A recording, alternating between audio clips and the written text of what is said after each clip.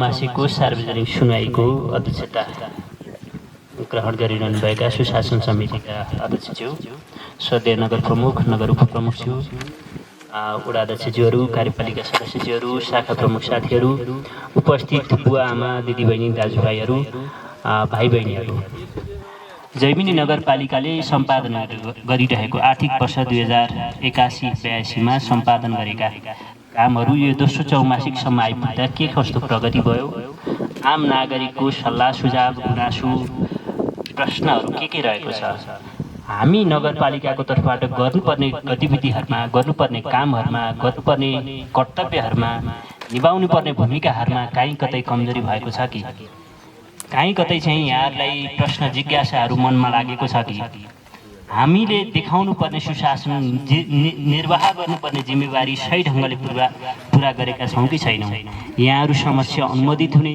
यहाँहरूका प्रश्न सुन्ने, यहाँहरूका सल्लाह सुझावलाई सङ्कलन गर्ने र हाम्रो सेवा प्रवाहको गुणस्तरलाई सुधार गरेर आम नागरिक मैत्री जैमिनी नगरपालिका सिर्जना गर्ने यो कर्तव्य स्वरूप हामी दोस्रो चौमासिकको सार्वजनिक सुनाई यहाँहरूको सुन्दर स्थान जैमिनी नगरपालिकाको वडा नम्बर 3 को वडा कार्यालय माथिको यो प्राङ्गणमा हामी उपस्थित भएका छौँ। सर्वप्रथम यो सार्वजनिक सुनाइमा सहभागिताको लागि यहाँहरू सम्पूर्णलाई हार्दिक स्वागत गर्छु र जैमिनी नगरपालिकाको तर्फबाट यो दोस्रो चौमासिकसम्मको प्रगतिको विवरण म संक्षिप्त रूपमा राख्न चाहन्छु। सुरुमा जैमिनी नगरपालिकाको संक्षिप्त परिचय। हामी जैमिनी नगरपालिका 2074 को नयाँ शासकीय संरचनासँगै सङ्घीय व्यवस्था अन्तर्गत नयाँ नगरपालिकाको रूपमा स्थापित भएको थियो र यसको केन्द्र चाहिँ कुश्मिसेरामा छ। निर्माण गर्ने कार्यक्रम पनि यही आर्थिक वर्षमा सम्पन्न हुने गरेर अगाडि बढेको छ। यसका लागि नगरपालिकाको आफ्नो स्रोत र प्रदेश सरकार र सङ्घीय सरकारको स्रोत समेत परिचालन हुने म जानकारी गराउन चाहन्छु। पशुतर्फ पशु नस्ल सुधारहरू, व्यावसायिक पशु विकास कार्यक्रमहरू र दुध तथा मासुमा चाहिँ अनुदानका कार्यक्रमहरू सञ्चालन गरिरहेको र पशु स्वास्थ्यका विभिन्न शिविरहरू र औषधि वितरणका कार्यक्रमहरू पनि सञ्चालन गरिरहेको म यहाँहरूलाई स्मरण गराउन चाहन्छु। यसै गरी सामाजिक विकास क्षेत्रतर्फ हामीले अहिले चलाइरहेको अभियान चाहिँ बालमैत्री स्थानीय शासन सुनिश्चितता अभियान हो। यसमा धेरै वडाहरूले आफ्नो यो अभियानलाई चाहिँ धेरै अगाडि लैसक्नु भएको छ। मलाई जहाँस लाग्छ हामी जुन ठाउँमा बसिरहेका छौँ यो वडा पनि बालमैत्री शासनको अभियानलाई निकै अगाडिसम्म लैजाने वडाभित्र पर्दछ र यो अभियानलाई हामी छिट्टै नै नगरपालिकालाई पुनः 12% नागरिकले ठिकै भनेर जवाब दिनुभएको छ भने 12% नागरिकले असन्तोष व्यक्त गर्नुभएको छ, सन्तुष्ट छैनौँ भन्नुभएको छ।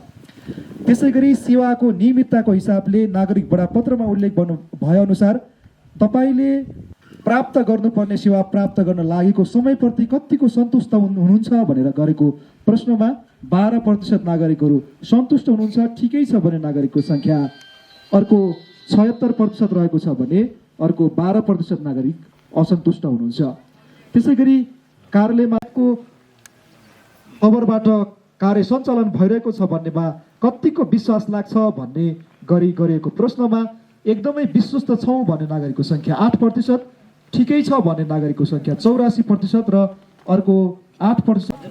मेरो जयबहादुर विका, सृजनशील कृषि समूहको सचिव। मेरो जिज्ञासा के छ भने यो कृषि सम्बन्धी र यो पशुपक्षी सम्बन्धी थोरै जानकारी गराउन चाहेँ। कृषि सम्बन्धी जिज्ञासा राख्दाखेरि ओराले बजनी गरेको हाम्रो यो कृषिहरूलाई यो आलु लगाउनुभन्दा पहिला हामीलाई बिउ बिजनबाट लिएर औषधिहरू दिने कुरा थियो। हामीले आलु लगाएर उम्रिएको बेलासम्म नि बिउ बिजन अनि औषधि नआएको कारणले कहिले आउने हो, यो खन्ने बेला आउने हो कि यो भकारी अन्नबन्धा गर्ने बेला आउने हो, त्यो भनिदिनु होला। अनि यो पशु सम्बन्धी अब बजारमा गएर औषधि ल्याउन अलि समय पनि पाबन्दी अनि आर्थिकको कमजोरी अनि ओराले चाहिँ यो औषधि दिन्छ भनेर उसैको भरमा आउँदाखेरि ओरामा औषधि छैन।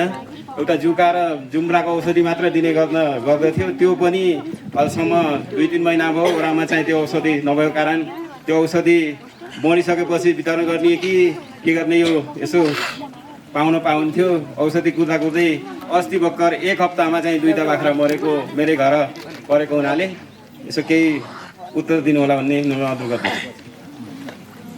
म खडकपुर जस्तै पहिरो गएको थियो मेरो घरमा असार साउनको समयमा मैले यहाँ आएर अर्थ कार्यालयमा निवेदन दिएर सब लेखाएको थिएँ। तर मैले तलबाट सदस्यबाट मेयरसम्म कुरा पुर्याउँदा पनि अझसम्म त्यसको जवाब आएन। यो के हो भनेर प्रश्न सोध्नु खोजेको।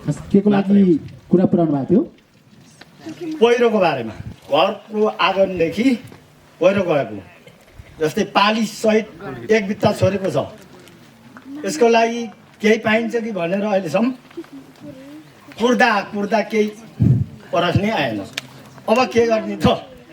म आफै लिएर जाली भरेर हाल्ने कि दिने भन्ने कुरो।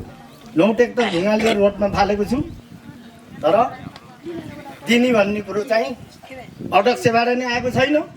मेरो साहबलाई सोधेको हुन्छ भन्नुभयो, कति दिन्छ उहाँले प्रश्न दिनु भएन। मेरो कुरो त्यति नै हो। हस् हस् धन्यवाद।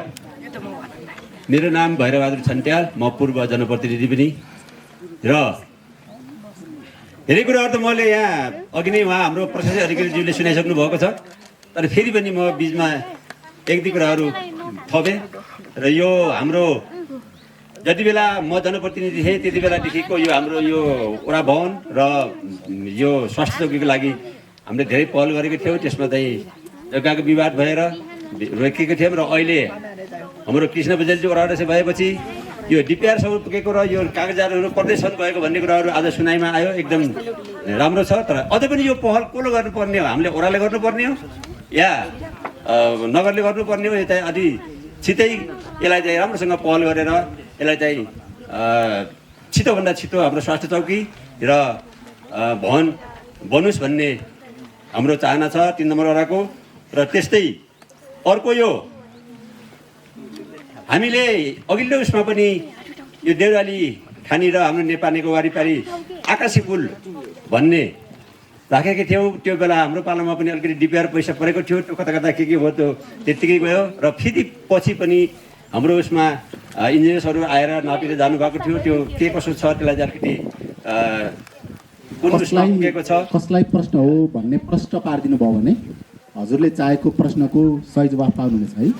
यो अब हामीले भन्न खोजेकै अब हजुरहरूलाई जो यहाँ अहिले आउनु भने अब कसले दिने हो? नगरबाट भर्खुले दिने हो, गोर्खुले दिने हो, प्रशासन अधिकारीले दिने हो?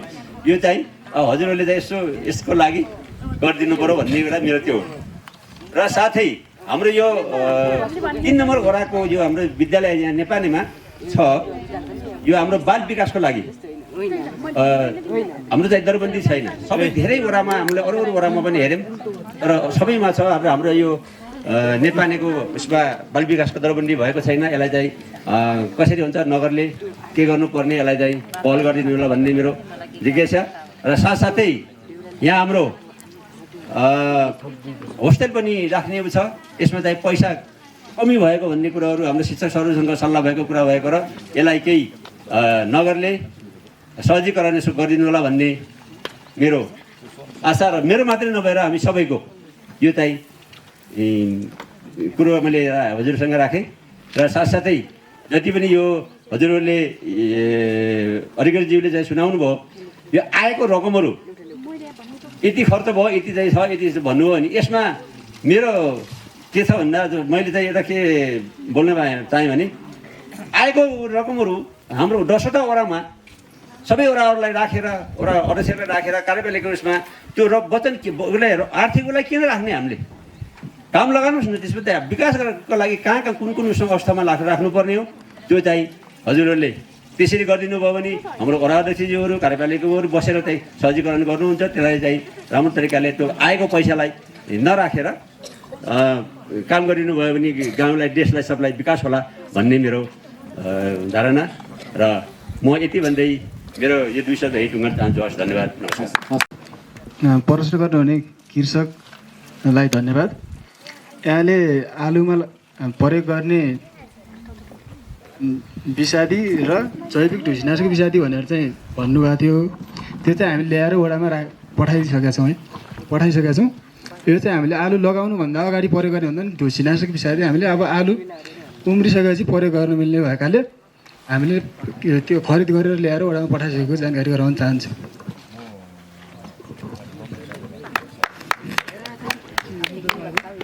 सबैलाई नमस्कार। मेरो नाम डाक्टर अच्युत आचार्य, पशु सेवा शाखा प्रमुख।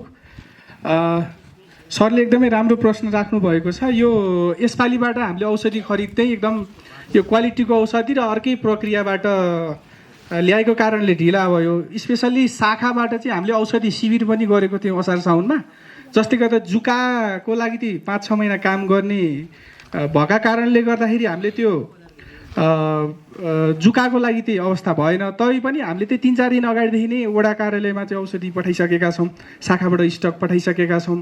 तपाईँले प्राविधिकसँग सम्पर्क गर्न सक्नुहुन्छ जसले औषधि चाहनुहुन्छ। र यो मैले आज यो प्लेटफर्ममा बोल्दै गर्दा एउटा कुरा के पनि भन्न चाहन्छु भने अबको 1 वर्षसम्म औषधिको चाहिँ अभाव हुन्न है। धन्यवाद।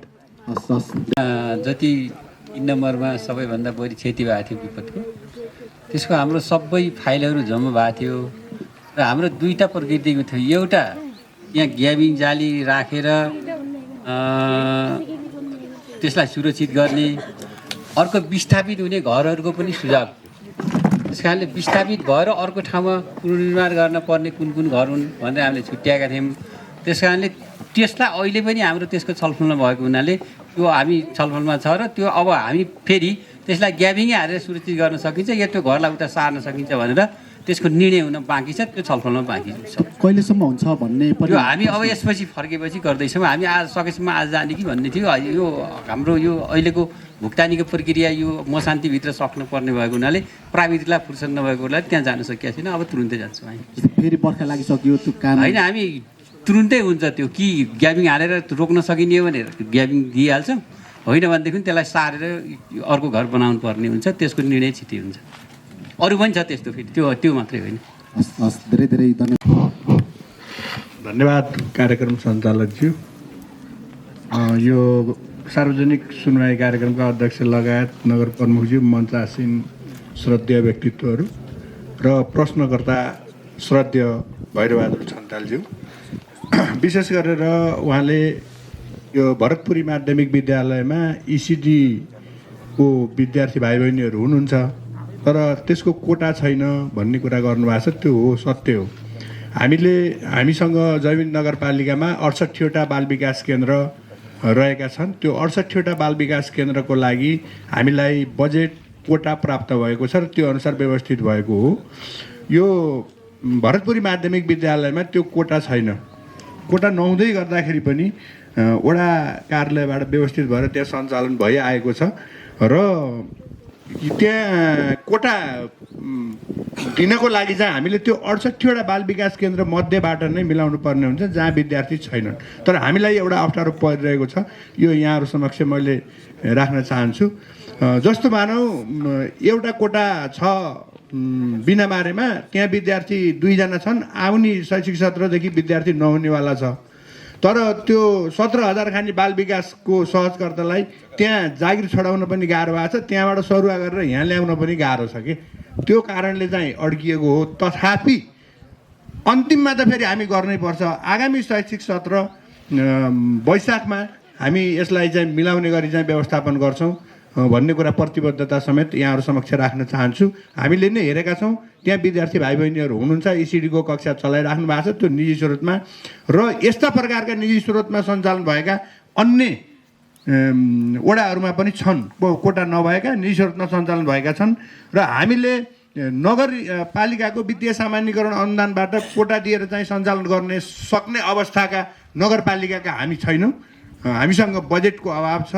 त्यसो भएको कारणले चाहिँ निजी स्रोतमा नै विद्यालयहरूले सञ्चालन गरिरहेको अवस्था चाहिँ जैविनी नगरपालिकाभरिका अन्य स्थानहरूमा पनि छ र यसलाई हामी मिलाउने प्रयत्न गरिरहेका छौँ। दरबन्दी मिलान विद्यालय समायोजनको क्रमसँगै बाल विकास केन्द्रको पनि हामी समायोजन र मिलान गर्ने सन्दर्भमा छौँ र यो कुरा मैले यहाँहरूलाई विश्वस्त गराउन चाहन्छु। र अब अर्को छ यो होस्टेलमा राख्ने व्यवस्थापनका लागि पैसाको जो गरिदिन पाए हुन्थ्यो भन्ने कुरा अत्यन्त राम्रो कुरा हो होइन। कम्तीमा पनि हाम्रो माध्यमिक तहको कक्षा 10 को एसई दिने विद्यार्थीहरूलाई होस्टेलमा राखेर धेरै विद्यालयहरूले व्यवस्थापन पनि गरि आउनुभएको छ र हामीसँग त्यस्तो प्रकारको कुनै बजेट हाम्रो कार्यक्रममा छैन। हाम्रो वित्तीय सामान्यीकरण अनुदानबाट नगरपालिकाको बजेटमा पनि छैन र हाम्रो सशर्त अनुदानबाट आउने बजेटमा पनि यो प्रकारको कार्यक्रम होस्टेलमा विद्यार्थीहरूलाई राखेर उनीहरूको खाना र खाजाको प्रबन्ध होस्टेलको प्रबन्धका लागि बजेट उपलब्ध गराउने कार्यक्रम र बजेट छैन। तर उहाँले राखेको कुरा मननीय छ, ग्रहणयोग्य छ। यसलाई कसरी व्यवस्थापन गर्न सकिन्छ, आगामी आर्थिक वर्षको बजेट तथा कार्यक्रममा हामीले चाहिँ कसरी व्यवस्थापन गर्न सकिन्छ त्यसका सन्दर्भमा हाम्रो नगर कार्यपालिका त्यस्तै नगरसभामा छलफलमा लैजाने कुराको प्रतिबद्धता म व्यक्त गर्न चाहन्छु। यस वर्ष बजेट नभएको कुरा पनि यहाँहरू समक्ष निवेदन गर्न चाहन्छु। हस्, धन्यवाद। धन्यवाद कार्यक्रमका सञ्चालकज्यूलाई, यो सार्वजनिक सुनवाई कार्यक्रमका अध्यक्षज्यू, नगर प्रमुखज्यू, प्रमुख प्रशासकीय अधिकारीज्यू, सबै जनप्रतिनिधि साथीहरू, सम्पूर्ण राष्ट्रसेवा कर्मचारी साथीहरू, दुईटा विषय मात्रै संक्षिप्त रूपमा राख्न चाहन्छु। पहिलो कुरा त यहाँ सबैको कन्सर्न यो नयाँ हाम्रो नगरपालिका बनिसकेपछि यो वडा नयाँ बन्यो, एउटा साबिकको गाविस दमैक गाविस दुईटा वडा बनिसकेपछि यहाँ धेरै संरचनाहरू वडा कार्यालयदेखि नयाँ स्वास्थ्य चौकीसम्म बनाउनु पर्ने र नयाँ स्वास्थ्य चौकी र वडा कार्यालयका निम्ति जग्गा प्राप्तिको पनि प्रक्रिया टुङ्गिएर अहिले सुखद पक्ष के भएको छ भने हाम्रो साझेदारीमा हामीले वडा कार्यालय निर्माणका निम्ति त्यो निर्णय पर्सि आइतबार मात्रै बाहिर आउँछ, निर्णय भइसकेको छ। यो वडा कार्यालय बन्नका निम्ति एक तला अहिले बनाउने गरी त्यो इस्टिमेटलाई व्यवस्थापन गरेर केही मिलाएर चाहिँ यो पटक चाहिँ हामीले जसरी 5 नम्बर वडाको अघिल्लो वर्ष बनाएका थियौँ प्रदेश सरकारकै सहकार्यमा, यसपटक पनि हाम्रो नगरपालिका र प्रदेश सरकारको साझेदारीमा छिट्टै अब पर्सि आइतबार मात्रै आजै आउने भन्ने थियो, सायद मलाई लाग्छ सूचना बाहिर आजै पनि निस्किन सक्छ 3-4 बजेसम्म, नभए आइतबार मात्रै यसको सूचना आउनेछ र हामीले वडा कार्यालयलाई व्यवस्थित गर्ने प्रारम्भ गर्नेछौँ। र जस्तो स्वास्थ्य चौकीको हकमा त हामीले दरबन्दी पनि यहाँ व्यवस्थापन गर्नुपर्ने अवस्था छ। त्यसका लागि अहिले यसपटक सङ्घीय स्वास्थ्य मन्त्रालयले त्यो इकाइहरूलाई गर्ने गरी जम्मा पहिलाले ठुलो रेन्जको बजेट भनेको थियो र हामीले प्रस्तावना पठाएका थियौँ स्वास्थ्य मन्त्रालयमा, तर पछि अन्तिममा त्यो बजेट घटाएर 38 लाखको दरले दिने भइसकेपछि त्यो बजेटले हामीलाई केही नहुने भएको भएर हामीले त्यो प्रोसेस छोडेका छौँ र आगामी वार्षिक बजेटमा यसको डिपिआर पनि लगेर हामीले अस्ति त्यो सङ्घीय स्वास्थ्य मन्त्रालयमा बुझाइसकेका छौँ र आगामी आर्थिक वर्षमा हामीले यहाँको स्वास्थ्य चौकी भवनका निम्ति बजेट ल्याएर हामी ठेक्का प्रक्रिया अगाडि बढाउँछौँ। यो कुरा पनि जोड्न चाहे र अर्को प्रसङ्गले यहाँ आएको यो पुलको विषय पनि जोडिएको र हामीले पटक पटकलाई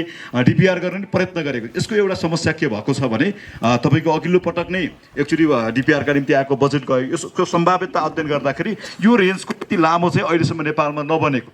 सबभन्दा लामो दूरीको 567 मिटरको बागलुङमा बनेको रहेछ, बागलुङ बाङ्गेचौरदेखि पारीसम्मको। त्यो भएर यो खालको प्रविधि आउँदा बित्तिकै हामी अध्ययन टुङ्गाएर अगाडि बढ्न सक्छौँ। यो प्रविधिको सुनिश्चितता नहुँदासम्म अध्ययन मात्रै गरेर सम्भव हुँदैन भन्ने हिसाबले रोकिएको। तथापि अहिले यो पटक हामीले शहरी विकास मन्त्रालयको यो सस्पेन्सन ब्रिजले जसले हेर्छ त्यसमा यो खालको लबिङ गर्ने कुरामा हामीले अस्ति नै पनि 3टा चाडा पुलमध्ये यसलाई 1 नम्बरमै हामीले चाहिँ त्यहाँ नोट गराएका छौँ। त्यसका निम्ति त्यो ढङ्गबाट प्रक्रिया अगाडि बढ्छ।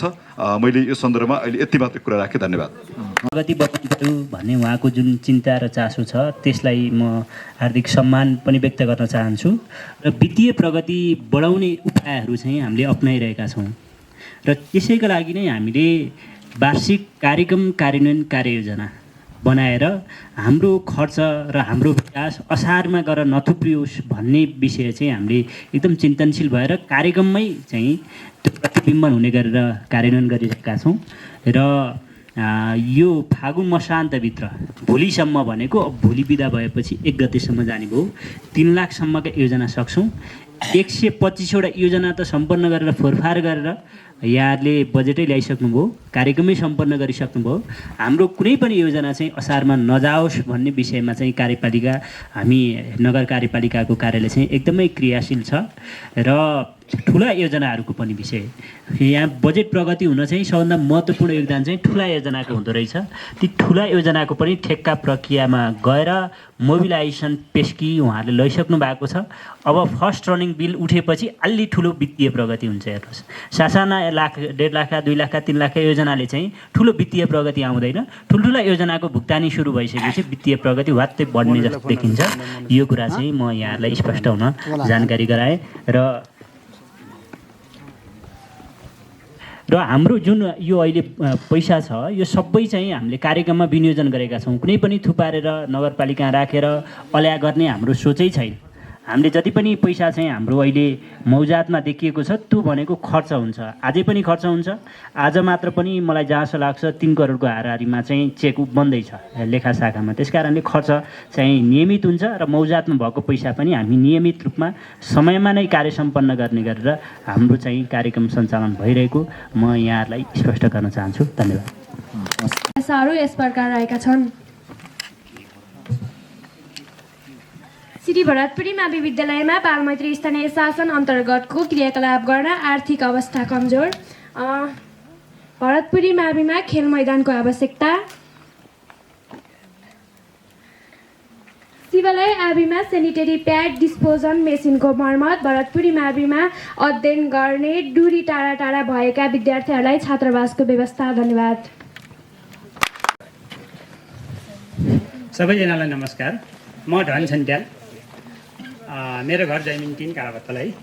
म यहाँ यो टोल विकास संस्था भन्नेको बारेमा जिज्ञासा राख्न चाहन्छु समग्र नगरपालिकालाई। म कालपातल टोल विकास संस्थाको सचिव पनि हुँ। वडा कार्यालयले हामीलाई अनि टोल विकास संस्था गठन गरेको पनि थुप्रै समय भयो र यसको बारेमा हामीलाई कुनै पनि खासै त्यस्तो किसिमको परिचालन गर्ने, त्यस्तो संस्थागत गर्ने कुनै पनि अहिलेसम्म भएको छैन। यो नगरपालिकाको नीति नियम के हो, यसलाई विकासको साथसाथै संस्थागत गरेर परिचालित गर्ने पनि हो कि यसलाई यत्तिकै छोड्ने हो भन्ने विषयमा मैले एउटा नगरपालिकाको ध्यान आकर्षण गर्न चाहेँ। र यसको साथसाथै म केही अन्य प्रश्न पनि जोड्न चाहन्छु। समग्र विकास बजेटमा 4 करोड अलिया पैसा भनेर यहाँ सुन्नमा आयो। यो रकम किन कसरी अलिया ल्याइयो यसको बारेमा जानकारी पाऊँ। अनि अर्को प्रश्न, जैमिनी 3मा रहेको नाइको धुरीलाई समग्र 3 नम्बर वडाले पर्यटकीय र पिकनिक स्पोट बनाउने योजना राख्नु पर्यो भन्ने हाम्रो माग छ। यसको बारेमा नगरपालिकाको केही सुझाव पाउन सकिन्छ कि भनेर म प्रश्न सोध्न चाहेँ। अनि फेरि साथसाथै कुशबिसरादेखि गाजरासम्म नियमित 12 महिना बस सञ्चालन गर्नको लागि यसको बाटोको स्तर उन्नति कस्तो हुन्छ भनेर फेरि अर्को प्रश्न नगरपालिकालाई राख्न चाहेँ। र अन्तिम प्रश्न, नगरपालिकाले यो वर्ष करिब 1 करोड 36 लाख राजस्व सङ्कलन गर्ने प्रक्षेपण राखेको रहेछ, तर यो अब सकिन जम्मा 4 महिना बाँकी छ। जम्मा 53 लाख राजस्व सङ्कलन भएको जानकारी आयो। बाँकी समयमा राजस्व जम्मा गर्न सकिएला त? यो मेरो प्रश्न यति छ। ल धन्यवाद। धन्यवाद छ। मेरो नाम लोकबहादुर छन्ट्याल, म गाजर निवासी परेँ र मलाई के अरे समस्या पनि त्यही ठाउँको हुने भएको कारणले मैले एउटा निमन्त्रण पहिले सुरुमै यो भन्छु है त ल।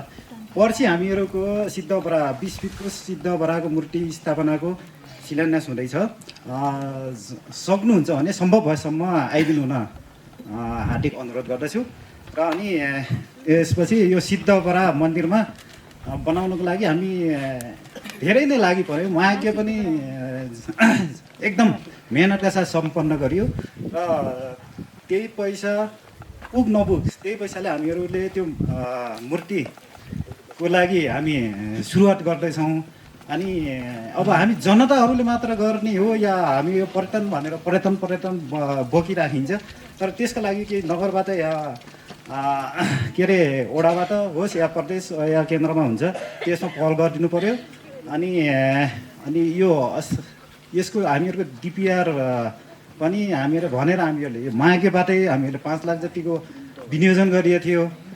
के अरे यो सायद हामीहरूको मात्र जिम्मेवारी हो या यो डिपिआर पर्यटनको लागि समग्र जैमिनीलाई जोडेर जैमिनी नगरपालिकाले गर्ने हो या यो पहिला पनि भएको भन्ने कुरा सुनेको, यो कहाँसम्म पुग्यो के हुँदैछ यसको उत्तर दिनु होला।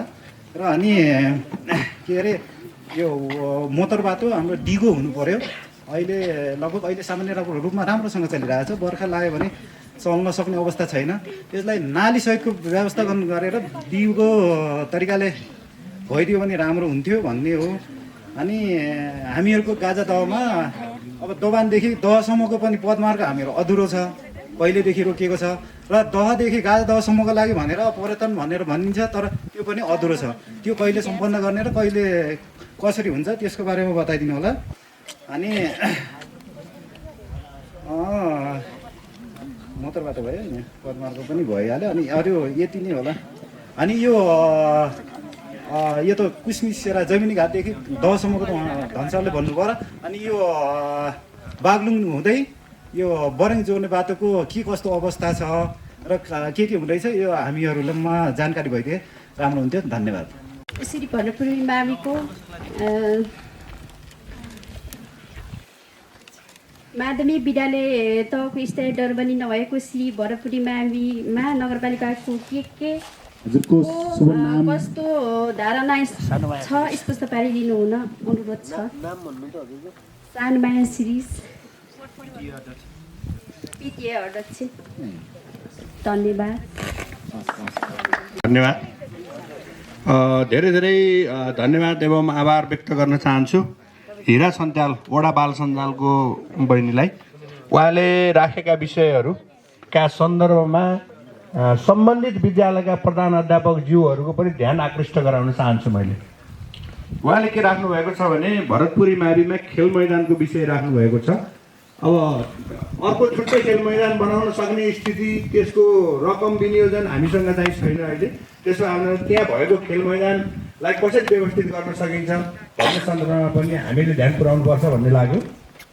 त्यस्तै गरी सेनिटरी प्याड डिस्पोजल मेसिनको मर्मतको कुरा छ हाम्रो शिवालय आदिमा, होइन?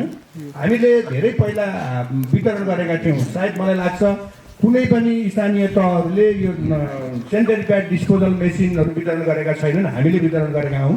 र मलाई सबभन्दा दुःख लागेको विषय पनि यो थियो, हामीले वितरण गऱ्यौँ तर विद्यालयहरूले प्रयोग नगरेर त्यत्तिकै कोठामा राखेको। अहिले पनि मैले जाँदाखेरि कोठाएर हेर्ने गरेको छु र शिवालयले प्रयोग गरेको रहेछ, बिग्रिएको रहेछ, मर्मत गर्ने अवस्थामा रहेछ। शिवालय माध्यमिक विद्यालयलाई धन्यवाद दिन चाहन्छु। यसलाई नै आधारभूत विद्यालयलाई धन्यवाद दिन चाहन्छु। यसलाई चाहिँ मर्मत गर्ने काममा अगाडि बढाउनु पर्यो र त्यसमा केही समस्या छ भने हामीले पनि सहयोग उपलब्ध गराएर पनि मर्मत गर्न सक्ने अवस्था छ। मर्मत गरेर प्रयोग गरौँ एउटा चाहिँ भन्न चाहेँ मैले माध्यमिक के अरे आधारभूत शिवालय आधारभूत विद्यालयलाई। त्यस्तै गरेर हामीले यो डिस्पोजल मेसिन नभएर चाहिँ हामी डिआइआरडिसी बागलुङसँग पनि सहकार्य गरेर कतिपय माध्यमिक विद्यालयहरूमा चाहिँ त्यो शौचालयको पछाडिपट्टि डिस्पोज गर्ने किसिमको त्यो बनाउने गरी चाहिँ हामीले सम्झौता गरेर काम गरिरहेका छौँ। र आगामी वर्षहरूमा हाम्रो उद्देश्य के छ भने सम्पूर्ण माध्यमिक विद्यालय र आधारभूत विद्यालयहरूमा उहाँहरूसँग सहकार्य गरेर यो कामलाई चाहिँ अगाडि बढाउने चाहिँ हाम्रो उद्देश्य छ। अहिलेसम्म 5-6वटा विद्यालयहरूमा डिआइआरडिसी बागलुङसँग पनि हामीले सहकार्य गरेर डिस्पोजल गर्ने त्यो शौचालयको पछाडिपट्टि सिमेन्टेड बनाएर चाहिँ त्यसरी चाहिँ उहाँहरूले बनाउने गर्नुभएको छ। उहाँहरूको डिजाइन अनुसार चाहिँ गर्ने गरेका छौँ। यसलाई पनि अगाडि बढाउने कुरा चाहिँ म प्रतिबद्धता व्यक्त गर्न चाहन्छु। त्यस्तै गरेर बालमैत्री कार्यक्रम सञ्चालनमा बजेटको अभाव छ भन्ने कुरा एकदमै हो। सबै कुराहरूमा एडभोकेसीले मात्रै हुँदैन, मैले चाहिँ यो कुरा पनि राख्ने गरेको छु। कतिपय कुराहरू पैसा नपर्ने काम हुन्छन्। पैसा नपर्ने कामहरूका सन्दर्भमा विद्यालयले सानो पैसामा हुने कामहरूका सन्दर्भमा विद्यालयहरूले यो कामलाई चाहिँ अगाडि बढाउनु पर्ने हुन्छ। हाम्रा माध्यमिक विद्यालय आधारभूत विद्यालयहरू मैले प्रधानाध्यापकज्यूहरूको बैठकमा पनि यो कुरा चाहिँ राखेको छु हेड सरहरूसँग भने रकम लाग्ने ठुला कामका लागि चाहिँ पैसा छुट्याउनु पर्ने पनि हुन्छ। मलाई लाग्छ हामी 2082 चैत्र मसान्तसम्म जैमिनी नगरपालिकालाई बालमैत्री स्थानीय शासनयुक्त नगरपालिका घोषणा गर्ने सन्दर्भमा छौँ र आगामी वर्षका हाम्रा क्रियाकलाप हाम्रा कामहरू पैसा लाग्ने खालका क्रियाकलापहरूका लागि पैसा विनियोजन गरेर चाहिँ काम अगाडि बढ्नेछन् र यो वर्ष पनि बढिरहेका छन्। र म आफू नै श्रद्धेय नगर प्रमुखज्यूको नेतृत्वमा यो वडामा चाहिँ बालमैत्री स्थानीय शासनको वडा अनि त्यस्तै गरेर हामी स्वास्थ्य संस्थामा पनि अनुगमन गरेका थियौँ। धेरै अगाडि बढाउनु भएको छ। त्यसका लागि यहाँहरू सम्पूर्ण विद्यालय स्वास्थ्य संस्था त्यस्तै यहाँका नागरिक यहाँहरूप्रति पनि म हार्दिक आभार व्यक्त गर्न चाहन्छु। धेरै अगाडि बढेको छ। मलाई लाग्छ आगामी वैशाख जेठसम्ममा चाहिँ हामी घोषणा गर्न सन्दर्भमा पुग्छौँ होला भन्ने पनि लाग्छ। यहाँहरू सबैप्रति मैले हार्दिक आभार व्यक्त गर्न चाहन्छु र नगरपालिकाको तर्फबाट बालमैत्री सञ्चालनका लागि आवश्यक पर्ने बजेट आगामी बजेटमा पनि तर्जुमा गरेर हामी अगाडि बढाउने कुराको प्रतिबद्धता पनि व्यक्त गर्न चाहन्छु। त्यसै गरी भरतपुरी माविमा छात्रावासको कुरा पनि यहाँ राख्नुभएको छ बहिनीले। एकदमै टाढा टाढाबाट पढ्न आउने विद्यार्थी भाइ बहिनीहरूलाई हाम्रो नीति नै छ, हाम्रो जैमिनी नगरपालिकाको पोलिसीमा नै के छ भने एकै वर्ष हामी सबै विद्यालयहरूमा छात्रावास बनाउन सक्दैनौँ। तथापि हामी विगत 2 वर्षदेखि यो वर्षभन्दा अघिल्लो वर्ष हामीले राङखानी माध्यमिक विद्यालय त्यस्तै थियो, नगर प्रमुखजीहरू म हेर्न गयौँ, पुस्तकालयमा बसेर चाहिँ विद्यार्थीहरू सुत्नु हुँदो रहेछ होइन। हामीले प्रत्यक्ष देख्यौँ। त्यो कुरा हामीले कसरी थाहा पायौँ भने त्यहाँभित्र चाहिँ सुतेका कपडाहरू पनि पुस्तकालयमा थियो। त्यसो भएको हुनाले हामीले छात्रावासको व्यवस्थापन त्यहाँ मिलायौँ र गत वर्ष फेरि हामीले के गर्यौँ भने यो वर्षको कार्यक्रममा हाम्रो छात्रावाससहित सञ्चालन भएको प्राविधिक धारको शान्ति माध्यमिक विद्यालय छ, त्यहाँ गएर चाहिँ त्यो किचन हेरेको त लाजै मर्नु, हेर्नुहोस् भन्न यहाँ हामी परिवार छौँ भन्न केही भएन होइन, लाजै मर्नु अवस्था थियो। त्यसो भएको हुनाले गत वर्ष चाहिँ यो वर्ष हामीले त्यहाँको के अरे किचन लगायतको त्यो व्यवस्थापन, छात्रावास व्यवस्थापन, त्यसलाई स्तरोन्नति गर्ने भनेर बजेटको विनियोजन गऱ्यौँ। त्यसो भएको हुनाले नियमित रूपमा चाहिँ छात्रावास जहाँ जहाँ आवश्यक छ, आवश्यकताका आधारमा होइन, हामीले त्यसलाई हेरेर स्थलगत अनुगमन गरेर हामीले नियमित रूपमा चाहिँ प्रत्येक वर्ष बजेटको विनियोजन गरेका छौँ र यहाँ आवश्यकता छ भन्ने कुरा चाहिँ हाम्रो श्रद्धेय वडा अध्यक्षज्यूले पनि राखिराख्नु भएको छ। मलाई लाग्छ आगामी वर्षहरूमा चाहिँ हामीले त्यो छात्रावासको व्यवस्थापन गर्दै जानेछौँ र त्यो नभइन्जेलीसम्मका लागि चाहिँ विद्यालयले कसरी व्यवस्थापन गर्न सकिन्छ चलाइराख्नु भएको छ, चलाइराखिएको छ भन्नुभएको छ सरले। म सरलाई पनि विनम्रतापूर्वक अनुरोध गर्न चाहन्छु, अरू खालका सहयोग सपोर्ट के पुर्याउनु पर्छ, जैमिनी नगरपालिका हामी तयार छौँ र यसरी चाहिँ अगाडि बढाउँ भन्ने कुराको अनुरोध गर्दै शिक्षासँग सम्बन्धित यो जिज्ञासा, सुझाव, प्रश्न राख्नुभयो वडा बाल सञ्जालको बहिनी हिरा सन्त्याललाई म उहाँलाई हृदयदेखि नै एकदमै आभार व्यक्त गर्दै यस्ता खालका प्रश्न सुझावहरू राख्ने कुरामा सम्पूर्ण विद्यार्थी भाइ बहिनीहरू पनि अरू कार्यक्रमहरूमा पनि अगाडि बढ्नुहुनेछ भन्ने शुभेच्छा समेत व्यक्त गर्न चाहन्छु र धन्यवाद। भरतपुरी माविमा आर्थिक अभाव छ, विद्यालय सञ्चालन गर्ने भन्ने प्रश्न पनि गर्नु। आर्थिक अभाव छ, अब सबै विद्यालयहरूमा आर्थिक अभाव छ होइन। त्यो आर्थिक अभावलाई पनि हामीसँग भएको स्रोत र साधन, रिसोर्स जे जति छ त्यसलाई चाहिँ वेल युटिलाइजेसन गरेर चाहिँ अगाडि बढ्ने हो। आर्थिक अभाव त सबै विद्यालयहरूमा छ। अर्को कुरा चाहिँ मैले यहाँ थोरै छुटेछ, सानुमा यहाँ श्रीषले राखेको कुरा थियो, भरतपुरी माविमा दरबन्दी सङ्ख्याको कुरा राख्नु भएको छ। माध्यमिक तहमा 3वटा दरबन्दी हो होइन, 3वटा राहतको दरबन्दी छ। माध्यमिक तहमा हुनुपर्ने 5वटा दरबन्दी हो सबै माध्यमिक तहमा। हाम्रा माध्यमिक तह कतिपय विद्यालयहरू कस्तो छ भने माध्यमिक तह चलेको छ, प्राथमिक तहको दरबन्दीबाट चलाउनु पर्ने अवस्था छ। हामीलाई नेपाल सरकारबाट चाहिँ दरबन्दीहरू प्राप्त भइरहेको अवस्था छैन र त्यो दरबन्दी नभएको अवस्थामा हामीले यहीँभित्र दरबन्दी मिलान गरेर प्राथमिक तहको दरबन्दीलाई व्यवस्थित गर्दै त्यो विद्यालयहरूमा पठाउँदै चाहिँ त्यसलाई अगाडि बढाइराखेका छौँ। अब यो समस्या भनेको राष्ट्रिय स्तरको समस्या हो, तथापि हामीले जैमिनी नगरपालिकाले कसरी यसलाई व्यवस्थित गर्न सकिन्छ, कसरी चाहिँ प्राथमिक तहको शिक्षकलाई पनि विषय र योग्यता पुगेका शिक्षकहरूलाई त्यहाँ पठाएर चाहिँ हामी व्यवस्थापन गर्न सकिन्छ भनेर लागिरहेका छौँ। यो लाग्ने प्रतिबद्धता व्यक्त गर्न चाहन्छौँ र प्रश्न भन्नुपर्छ, नयाँ दरबन्दीहरू सिर्जना गर्न नगरपालिकाले सक्दैन, राज्य नेपाल सरकारबाट प्राप्त भएपछि मात्रै हामी दरबन्दी वितरण गर्ने हो र नयाँ दरबन्दी 3वटा छ। कतिपय हाम्रा 2-3वटा विद्यालय त एउटा पनि नभएको पनि छन् होइन। त्यसो भएको हुनाले चाहिँ दरबन्दीको त्यति धेरै ठुलो समस्या हो भने लाग्दैन, तथापि 5वटा चाहिनेमा 3टा भएपछि त समस्या भयो। प्राविधिक तहको शिक्षकहरूले पनि त्यसलाई व्यवस्थापन गरिराख्नु भएको छ भन्ने लाग्छ। यो सबै विद्यालयको समस्या हो। आर्थिक अवस्था त कमजोर, हामी सबैको कमजोर छ, सबै विद्यालय कमजोर छ, त्यसलाई उकास्ने हो, हाम्रो जीवनस्तर उकास्ने हो, विद्यालयलाई पनि राम्रो बनाउँदै जाने हो। त्यो फेरि तपाईँ हामी सबै एकजुट भएर लाग्यो भने गर्न सकिन्छ, गर्छौँ हामी। हस्, धन्यवाद, नमस्कार। यो टोल विकास संस्था गठन गर्ने, दर्ता गर्ने र यो मार्फत हामीले चाहिँ काम गर्ने भनेर गत वर्षदेखि यो सञ्चालन गर्ने भन्यौँ, तर यो दर्ता गर्न चाहिँ आइसक्नु भएको छैन कोही पनि। र कतिवटा छ, 2-3वटा मात्रै आएको रहेछ, मलाई त्यो अहिलेसम्म जानकारी थिएन। तर यो सबै वडामा त्यो वडाले फाइनल गर्ने हो। फेरि कतिवटा त्यो वडामा कतिवटा टोल विकास संस्था बनाउन सकिन्छ, त्यो वडा समितिले निर्णय गर्छ, त्यसपछि बनाउँछ। कतिपय वडाहरूमा अझै पनि बनिसकेको पनि छैन, फेरि यो कार्यक्रम चलिरहेछ। सबै वडाहरूमा यो टोल विकास संस्था मार्फत हामीले धेरै काम गर्न सक्छौँ भनेर यो चलाइरहेका छौँ। त्यस कारणले जहाँ जहाँ यो टोल विकास संस्था बनेको छ त्यहाँको टोल विकास संस्थाहरू दर्ता भएर काम अगाडि बढाउनको लागि पनि मैले यहाँ जानकारी बनाएर त्यो उहाँहरूको प्रश्न के थियो भने यो गठन भयो तर काम के हो भन्ने चिज बुझिएन, यत्तिकै पेन्डुलम जस्तो भयो भन्ने कुरा होइन। यो टोल विकास संस्था पहिला गठन गर्दै जाने हो र त्यो टोल विकास संस्था आधिकारिक हुनका लागि उहाँहरूले दर्ता गर्दै जाने हो। त्यसपछि उहाँले आधिकारिकता पाइसकेपछि जैमिन नगरपालिकासँग त्यो वडाको हुन्छ होइन, जैमिन नगरपालिकाको हुन्छ, सङ्घ प्रदेश सबैसँग सरकारसँग यसले साझेदारीमा काम के काम गर्न मिल्ने हो ती कामहरू गर्ने हो। हस् हस् धन्यवाद। राख्ने सरलाई धनबहादुर सन्त्यालज्यूले टोल विकास संस्थाको मेयर साहबले थोरै कुरा भन्नुभएको छ। टोल विकास संस्थाको विषयमा थोरै अझ विस्तृत रूपमा म जानकारी गराउँ। टोल विकास संस्था गठन गर्नुभएको छ, यहाँहरूलाई धेरै धेरै बधाई पनि छ, धन्यवाद पनि छ। र टोल विकास संस्था किन गठन गरिन्छ भन्ने थोरै सैद्धान्तिक कुरा मात्र राख्छु। हामीसँग अहिले जनप्रतिनिधि एउटा वडामा 5 जना जनप्रतिनिधि हुनुहुन्छ र सबै जनप्रतिनिधि सबै टोलमा पुग्न चाहिँ अलिक गाह्रो छ। सबै टोलमा हाम्रा विकास गतिविधि, हाम्रो सेवा प्रवाहको गतिविधि, हाम्रा विभिन्न सामाजिक कामहरू गर्नको लागि चाहिँ जागरणमुखी यस्तै टोल विकास संस्थाहरू चाहिँ आवश्यकता परेको कारणले हामीले टोल विकास संस्था गठन गरेका हौँ। र टोल विकास संस्था सरकारको अङ्ग हो कि होइन,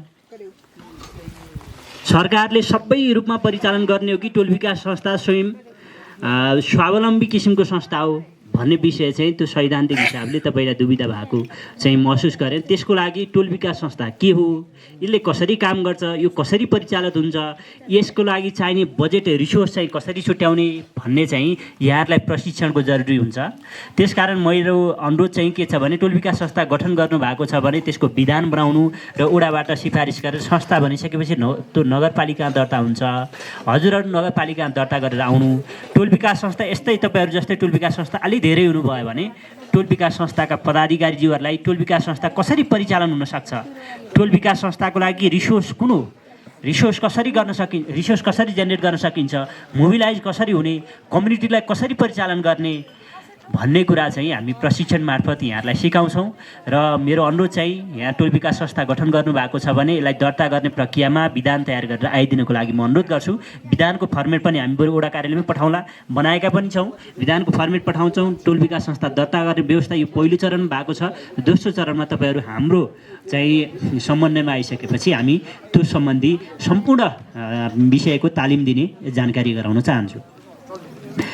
र विकास बजेट अल्या रकम चाहिँ के हो, अल्या चाहिँ किन भयो भन्ने कुरा चाहिँ उहाँले नै जिज्ञासा राख्नु भएको थियो। गत साल चाहिँ 4 करोड समथिङ चाहिँ अल्या आएको चाहिँ यहाँलाई स्मरण मैले अघि आफ्नो प्रतिवेदनमा राखेको थिएँ। अल्या चाहिँ हाम्रो विगत आर्थिक वर्षमा खर्च हुन नसकेको वित्तीय समानीकरण र राजस्व बाँडफाँड र आन्तरिक स्रोततर्फको पैसा चाहिँ अल्या भएर आउने व्यवस्था छ। सशर्त अनुदानतर्फको पैसा चाहिँ सङ्घीय सरकारको सञ्चित कोषमा फिर्ता गर्नुपर्ने हुन्छ।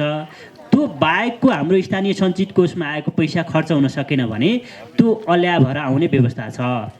र गत साल किन अलि धेरै अल्या भयो भन्ने सन्दर्भमा मैले यहाँलाई जानकारी गराउनु पर्ने हुन्छ। पहिलो कारण हामीले हाम्रो भवनको लागि जुन रकम छुट्याएका थियौँ, हाम्रो प्रमुख प्रशासकीय अधिकृतको भवन चाहिँ, त्यो प्रमुख प्रशासकीय भवन चाहिँ हाम्रो ठेकदारले सोचेअनुसारको प्रगति गरेन, सोचेअनुसारको कार्य सम्पादन गरेन। त्यस कारणले बिल उठेन, ठुलो अनुपातको अल्या चाहिँ त्यहीबाट हस्तान्तरित भएको छ।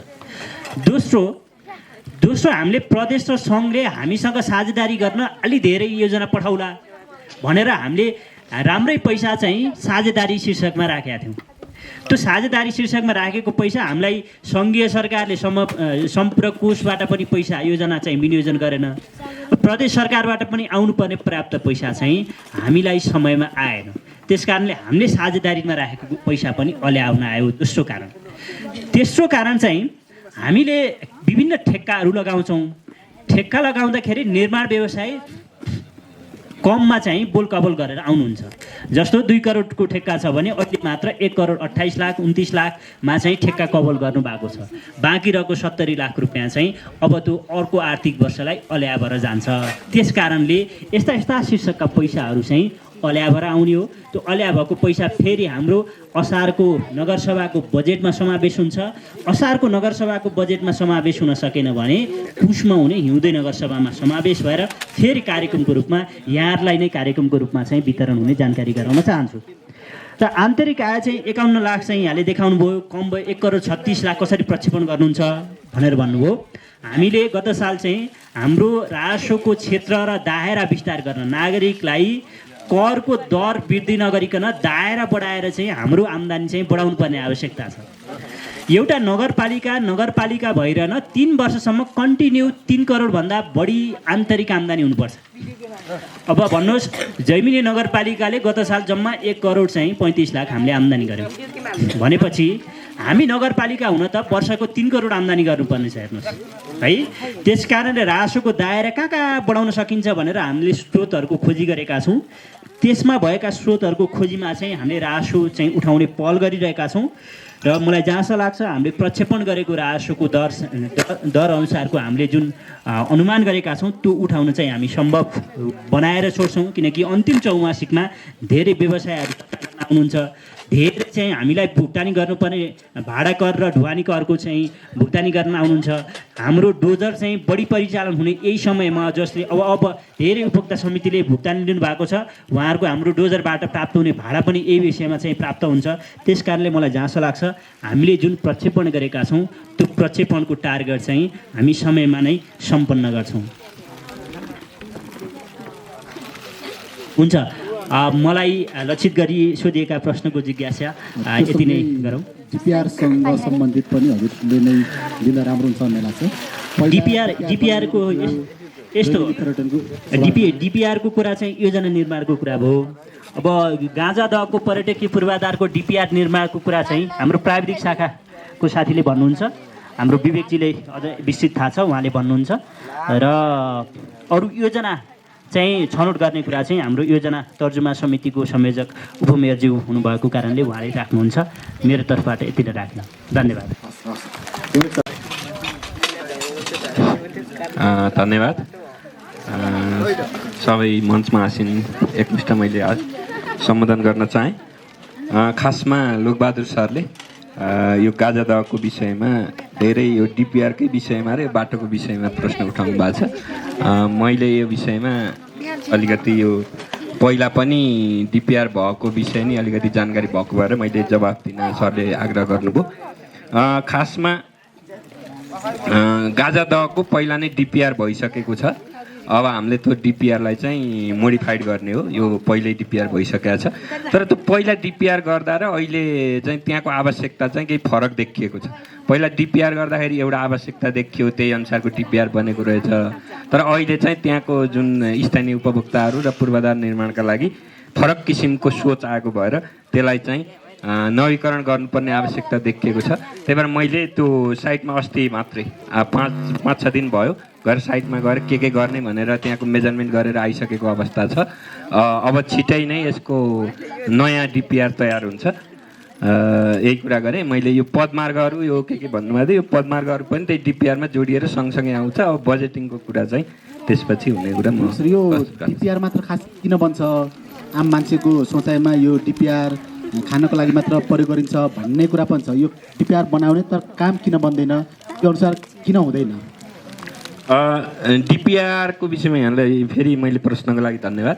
यो डिपिआर भनेको तपाईँको एउटा प्लानिङ हो। यसले चाहिँ के हो भने डिपिआर बनेपछि काम भइहाल्छ भन्ने सोच चाहिँ गलत हो। तर डिपिआर चाहिँ त्यहाँ के बनाउने, कस्तो बनाउने भनेर डिपिआर भन्दा पनि मास्टर प्लान भन्छ यसलाई। गृहयोजना, गाजा दहको गृहयोजना तयार भइसकेको के हो भने त्यहाँ के बनाउने भनेर पहिला त्यो त्यहाँ सर्वे गर्न आउँदा एक किसिमको गर्नुभयो, अनि पछिको आवश्यकता चेन्ज हुँदै गयो। आवश्यकता चेन्ज हुँदै गएपछि त त्यो डिपिआरमा भएको कुरा त बन्ने भएन। फेरि नयाँ किसिमको सोच आयो, नयाँ प्लानिङ आयो। डिपिआर भनेको एउटा प्रोजेक्ट रिपोर्ट हो, यसले प्लानिङ दिने हो कि यसले चाहिँ निर्माणका लागि बजेट दिने त्यस्तो होइन। त्यो प्लानिङ भएपछि मात्रै बजेटिङ हुने कुरा हो। अब प्लानिङै रङ भयो, त्यसका कारण फेरि प्लानिङ चेन्ज गर्नुपर्ने अवस्था आयो। फेरि नि बनाउनु पर्ने हुन्छ कि हुँदैन? अब यही नै अन्तिम हुन्छ? त्यसका लागि त्यो डिपिआर चाहिँ चेन्ज गर्ने हो, नवीकरण गर्ने, अद्यावधि गर्ने हो। नयाँ डिपिआर बन्ने होइन, पुरानो डिपिआर चाहिँ नवीकरण गर्ने हो। त्यसका लागि गएर साइट भेरिफिकेसन भइसकेको छ। होइन डिपिआर चाहिँ त्यहाँभित्रको पार्ट्सको बल्ल डिपिआर डिटेल प्रोजेक्ट रिपोर्ट भन्छ कि हस् यो धेरै विषय त आइसकेको छ। म ट्याक्कै यो अहिले विशेष गरी हाम्रो एकदमै पर्यटकीय सम्भावना बोकेको गाजाको दह, यो हाम्रो ठाउँ पनि एकदमै अर्ग्यानिक ठाउँ, धेरै सम्भावना पनि छ। त्यसलाई पहिला एउटा गुरु योजना पनि बनेको र अहिले यसपालि मायाज्ञ सँगसँगै हामीले केही ट्याक्कै बनाउने चिजको डिपिआर पनि तिनटै पाटोमा समस्या परेको अवस्था हुँदो रहेछ। पहिला एउटा खालको बुझाइ थियो डिपिआरहरूको, अहिले तिनवटा पाटोको समस्या के हुँदो रहेछ भने पहिलो अलिक ठुला निकायहरूमा जहाँ हामीले बजेट माग्छौँ डिपिआर भएन भने बजेट दिनै नमान्ने, त्यही देखाएर डिपिआर छैन किन दिनु भनेर तपाईँको चाहिँ बजेट नदिने अवस्था हुन्छ। त्यो कारणले हामीलाई डिपिआर चाहिने भयो। दोस्रो, अहिले गाजा दहसँग ठोकिएको अथवा केही यस्ता ठाउँहरूमा केही प्राइभेट सेक्टरले व्यक्तिहरूले पनि यो चिज बनाइदिन्छौँ र अहिले केही पालिकाहरूले पनि कमिटमेन्ट गर्नुभएको थियो हामीले केही चिज बनाउँछौँ भनेर। त्यो बनाउन पनि डिपिआर बसी यसले तपाईँले यो चिज बनाउनुहोस्, तपाईँले यो चिज बनाउनुहोस् भनेर भन्न सजिलो हुने भयो। दोस्रो कुरा, तेस्रो, जहाँबाट जति बजेट व्यवस्थापन भएर आउँछ त्यसको काम गर्ने बेलामा कहिलेकाहीँ समस्या भयो भने कसैले उजुरी हाल्यो भने पनि हामीले किन यसरी गर्यो भन्दा यो डिपिआर अनुसार गरेको भनेर हामीसँग अलरेडी स्वीकृत डिपिआर भइसकेपछि ती प्रश्नहरू पनि नउठ्ने, काम गर्न पनि सजिलो हुने र त्यो दिगो पनि हुने। डिपिआर बिना आफ्नो तरिकाले बनायो, भोलि तपाईँको त्यसको विभिन्न हिसाबले विपदका हिसाबले अरू सुरक्षाका हिसाबले पनि खतरा हुने भएको कारणले गर्दा डिपिआर नहुँदा भोलिको संरचना बलियो हुँदैन भन्ने हिसाबले त्यो डिपिआर बनाउनु पर्ने छ। यसको मास्टर प्लान छ, यसलाई डिपिआर केही अहिले नै गर्ने चिजहरूको बनाएर अब बजेटका निम्ति पनि लबिङ भएको छ। केही बजेट आएका छन् तर हाम्रो साइडबाट थोरै बजेट लगाएर गाजा दहमा काम भएको छ। अब यो वर्ष अलि देशका 100 गन्तव्य मध्ये पनि एउटा गाजा दह भएको हिसाबले गर्दा सङ्घीय पर्यटन मन्त्रालय पनि, प्रदेशको पर्यटन मन्त्रालय पनि, हामीले पनि अरू निकायसँग समन्वय गरेर ठुलो बजेट ल्याउने गरी हामीले त्यो खालको तयारीमा पनि लबिङमा पनि लागेका छौँ। यो मायाज्ञले एउटा आकर्षण पनि बनेको छ। अरू प्राइभेट सेक्टरका धेरै साथीहरूले पनि केही चिज बनाउँछौँ भन्नुभएको छ। त्यहाँ अर्को एउटा महत्त्वपूर्ण कुरा, अघिल्लो वर्ष नै शहरी विकास मन्त्रालयले त्यहाँ बहुउद्देश्यीय सभा हल जहाँ तपाईँको सांस्कृतिक सङ्ग्रहालयसहित बनाउने गरेको एउटा त्यसको डिपिआर पनि बनिसकेको अवस्था छ। यिनलाई प्रयोग गरेर अबको दिनमा बजेट व्यवस्थापन गरेर काम गर्नुपर्नेछ। धन्यवाद। जस्तै यसैमा लोकबहादुर छन्चालले के जोड्नु भएको थियो भने बागलुङ बरेङ जोड्ने सडक के भयो भनेर भन्नुभएको थियो। सम्भवतः यो कुसमुसेरा देउलधारा हुँदै जाने सडक होइन, माथिको यसको हकमा के छ भने बागलुङ बजारदेखि सिगाना, बौडेचौर, चापाखर्क, गाजादह, बरिङ सडक जसको एउटा पाटको अहिले करिब तपाईँको बौडी चौरको नजिकसँग ठेक्का लागेर काम भइरहेको छ। त्योभन्दा पछाडिको खण्डमा बजेट सुनिश्चितता भएको छैन, त्यो खालको अवस्था छ बागलुङ बरेङ सडकको। अनि अर्को सडक भनेको हाम्रो यो अहिले पनि प्रसङ्ग आयो कुसबिसेरादेखि अब त्यो जैमिन धामबाट कुसबिसेरा त यो वर्ष हामी अलरेडी सबै पिस सक्छौँ। त्यसपछि गाजादहदेखि मध्य पहाडी जोड्ने कालीगण्डी कोरिडोर र मध्य पहाडी जोड्ने सडकका निम्ति पनि हामीले निकै प्रयास गर्दा ठुलो बजेट ल्याउन सकेका छैनौँ। यो वर्ष केही बजेट आउँछ। अघिल्लो वर्ष आएको बजेट गलकोट साइडबाट ठेक्का लगाइदिएको कारणले हामीले भनेर लिएर आएको बजेट एउटा नाम चाहिँ अगाडि गलकोट मिसाएर उता ठेक्का लगाइदिएर हामीलाई केही समस्या भयो। त्यसको रहेको काम पनि यता गराउन खोजेको नि त्यो अप्ठ्यारोबाट त्यत्तिकै पेन्डिङ भएर बसेको छ, त्यो शहरी विकास मन्त्रालयले सहमति नदिएर। त्यस कारणले गर्दा यो एकदम महत्त्वपूर्ण दुईटै सडकहरू छन्। यसलाई जोड्ने कुरामा हाम्रो साइडबाट हामी निरन्तर लबिङ गरेका छौँ। मलाई लाग्छ यो वर्ष केही न केही अलि सुधार हुन सक्ने गरीको बजेट आउँछ भन्ने मेरो पनि बुझाइ छ। धन्यवाद। हाम्रो जैमिनी नगरपालिकाभित्र सञ्चालन हुने सवारी साधन विशेष गरी जीपको भाडा दर कायम भएको थियो, तर कार्यान्वयनमा किन ल्याउन सकिएन यसबारे प्रश्न पारिदिनुहुन्थ्यो कि?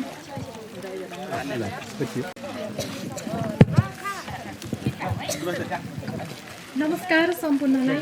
मेरो नाम कृष्णकुमारी विक, उत्तरी आमा समूहको अध्यक्ष। हामीले ओडा कार्यालयमा आमा समूहहरू दर्ता गरी कर तिर्दै आइरहेका छौँ। ओडा कार्यालयका कामहरूमा पनि सहजीकरण गर्दै आइरहेका छौँ। ओडा कार्यालयको ओडागत बजेटबाट थोरै मात्रै बजेटबाट कार्यक्रमहरू आउँदा अपुग हुन्छ। नगरपालिकाले आमा समूहहरू लक्षित गरेर आयमूलक र क्षमता विकास तालिम तथा कार्यक्रमहरू सञ्चालन गरेन हामी अझै राम्रो हुने थियौँ कि? अर्को प्रश्न, देउराली खानीमा स्वास्थ्य इकाइ कार्यालय बनाउनका लागि भवनको पिल्लरसहित ढलान गरेर 4-5 वर्षदेखि अल्पत्र अवस्थामा छ। यसलाई कसले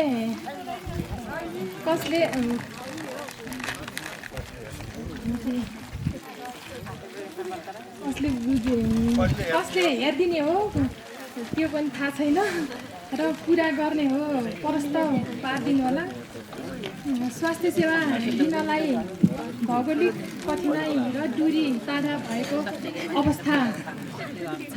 स्वास्थ्य इकाइको लागि छिट्टै पहल होस् भन्ने आशा।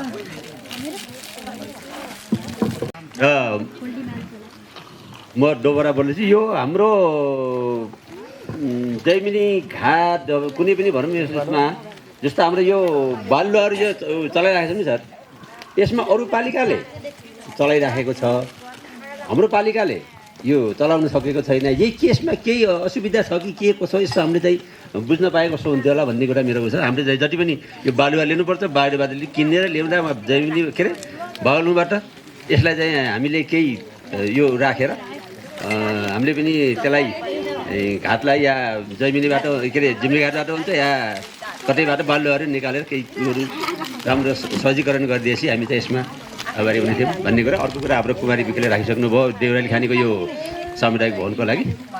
त्यसलाई अलिकति यो हाम्रो पालामा अलिकति डिपायर गरेको थियौँ, त्यहाँदेखि चाहिँ लसै छ, त्यसलाई चाहिँ दोबारा धेरै बोलेन। सम्पूर्णमा नमस्कार, मेरो नाम निला थापा। म यस 3 नम्बर वडाको गाजादल आदिगुलास वडावास सञ्जालको अध्यक्ष। म एउटा मेरो जिज्ञासालाई यहाँहरूमा प्रकाश पार्न चाहन्छु। सुझावको रूपमा एउटा सन्दर्भ, जैमिन नगरपालिकामा बालमैत्री स्थानीय शासन कार्यक्रम सञ्चालनमा रहेको अवस्था छ। विद्यालय र सार्वजनिक कार्यक्रम लगायत विद्यार्थी तथा बालबालिकाहरूलाई पत्रो खान निषेध गरिएको छ, तर आजको कार्यक्रममा बिस्कुट खाजाको रूपमा दिएको छ। यसको बारेमा नगरपालिकालाई ध्यान आकर्षण गराउन चाहन्छु। पत्रो खानालाई खाजा नबनाइदिएको भए राम्रो हुन्थ्यो। आउँदा दिनहरूमा यसलाई ध्यान राख्न अनुरोध गर्न चाहन्छु। साथै यहाँ सम्पूर्णमा जसले पनि बिस्कुट खाइसक्नु भएको छ उहाँहरूलाई प्लास्टिक व्यवस्थापनमा पनि ध्यान दिनुहुन म विनम्र अनुरोध गर्दछु। म यहाँहरूमा फेरि पनि एउटा प्रश्न राख्न चाहे। हाम्रो नगरपालिकाहरूमा यो धुम्रपान र मद्यपानको पनि निषेध गरिएको थियो, तर यहाँ पूर्ण रूपमा यो कार्यक्रम कार्यान्वयन भएको छैन। म यहाँ वरिपरि धुम्रपान मद्यपान गरेको देख्न सक्छु। हामीलाई पढाउने शिक्षकहरूले पनि यस्तो गरेको मैले देखेको छु। यसपट्टि हाम्रो वडा कार्यालय नगरपालिका सम्पूर्णको ध्यान जाओस्। धन्यवाद। एउटा प्रश्न, हाम्रो विद्यालयमा सेनिटरी प्याड सकिएको 2 महिना भइसकेको छ। यसबारे पनि नगरपालिकामा ध्यान जाओस्। धन्यवाद। भन्ने आएको प्रश्न आएको थियो। यसमा चाहिँ बर्थिङ सेन्टरमा जुन डेलिभरी हुन आउनुहुन्छ उहाँलाई चाहिँ हामी एकमुष्ट एउटा डेलिभरी भए बापत चाहिँ 2500 उहाँहरूलाई चाहिँ दिने व्यवस्था छ। त्यसबाट आवश्यक पर्ने चिज किन्नको लागि म अनुरोध गरेँ, त्यसबाट व्यवस्थापन गर्न सकिन्छ। र अनि अर्को स्वास्थ्य इकाइ खोल्नको लागि प्रावधानको बारेमा चाहिँ भन्नुभएको छ। यो जैविक नगरपालिका वडा नम्बर के अरे 2 नम्बर वडा चाहिँ 2 र 3 बनेको हो, जसमा चाहिँ सहरी स्वास्थ्य केन्द्र नेपाली सहरी स्वास्थ्य केन्द्र चाहिँ सञ्चालन भइरहेको छ।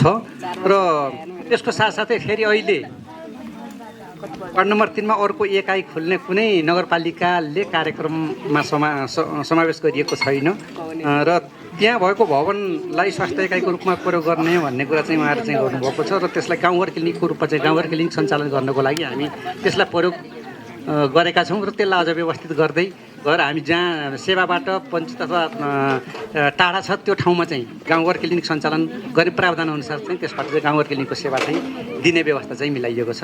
धन्यवाद। नगरपालिकाले कहिले पनि यो यातायातको भाडा दर कायम गर्दैन र यसको क्षेत्राधिकारभित्र पर्दैन। नगरपालिकाले जैमिन नगरपालिकाले कहिले पनि आफूले भाडा दर कायम गर्दैन, गरेको पनि छैन। यो भाडा दर कायम गर्ने अधिकार चाहिँ यातायात व्यवस्था विभागलाई छ।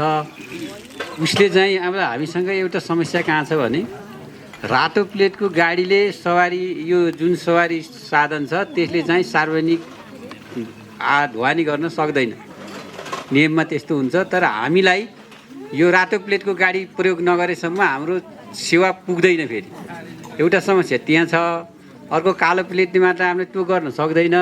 त्यही भएर हाम्रो क्षेत्र अधिकारभित्र भाडा दर कायम गर्ने अधिकार छैन। त्यसले हामीलाई यो एउटा परेको समस्या चाहिँ यही जानकारी बनायो। पहिला पालिकाले निर्धारण गरेको होइन, गर्दैन, त्यो गर्ने अधिकार हामीसँग छैन। ए हस् हस्। हजुरसँगै जोडिएको अर्को आमा समूह दर्ता गरेका छौँ।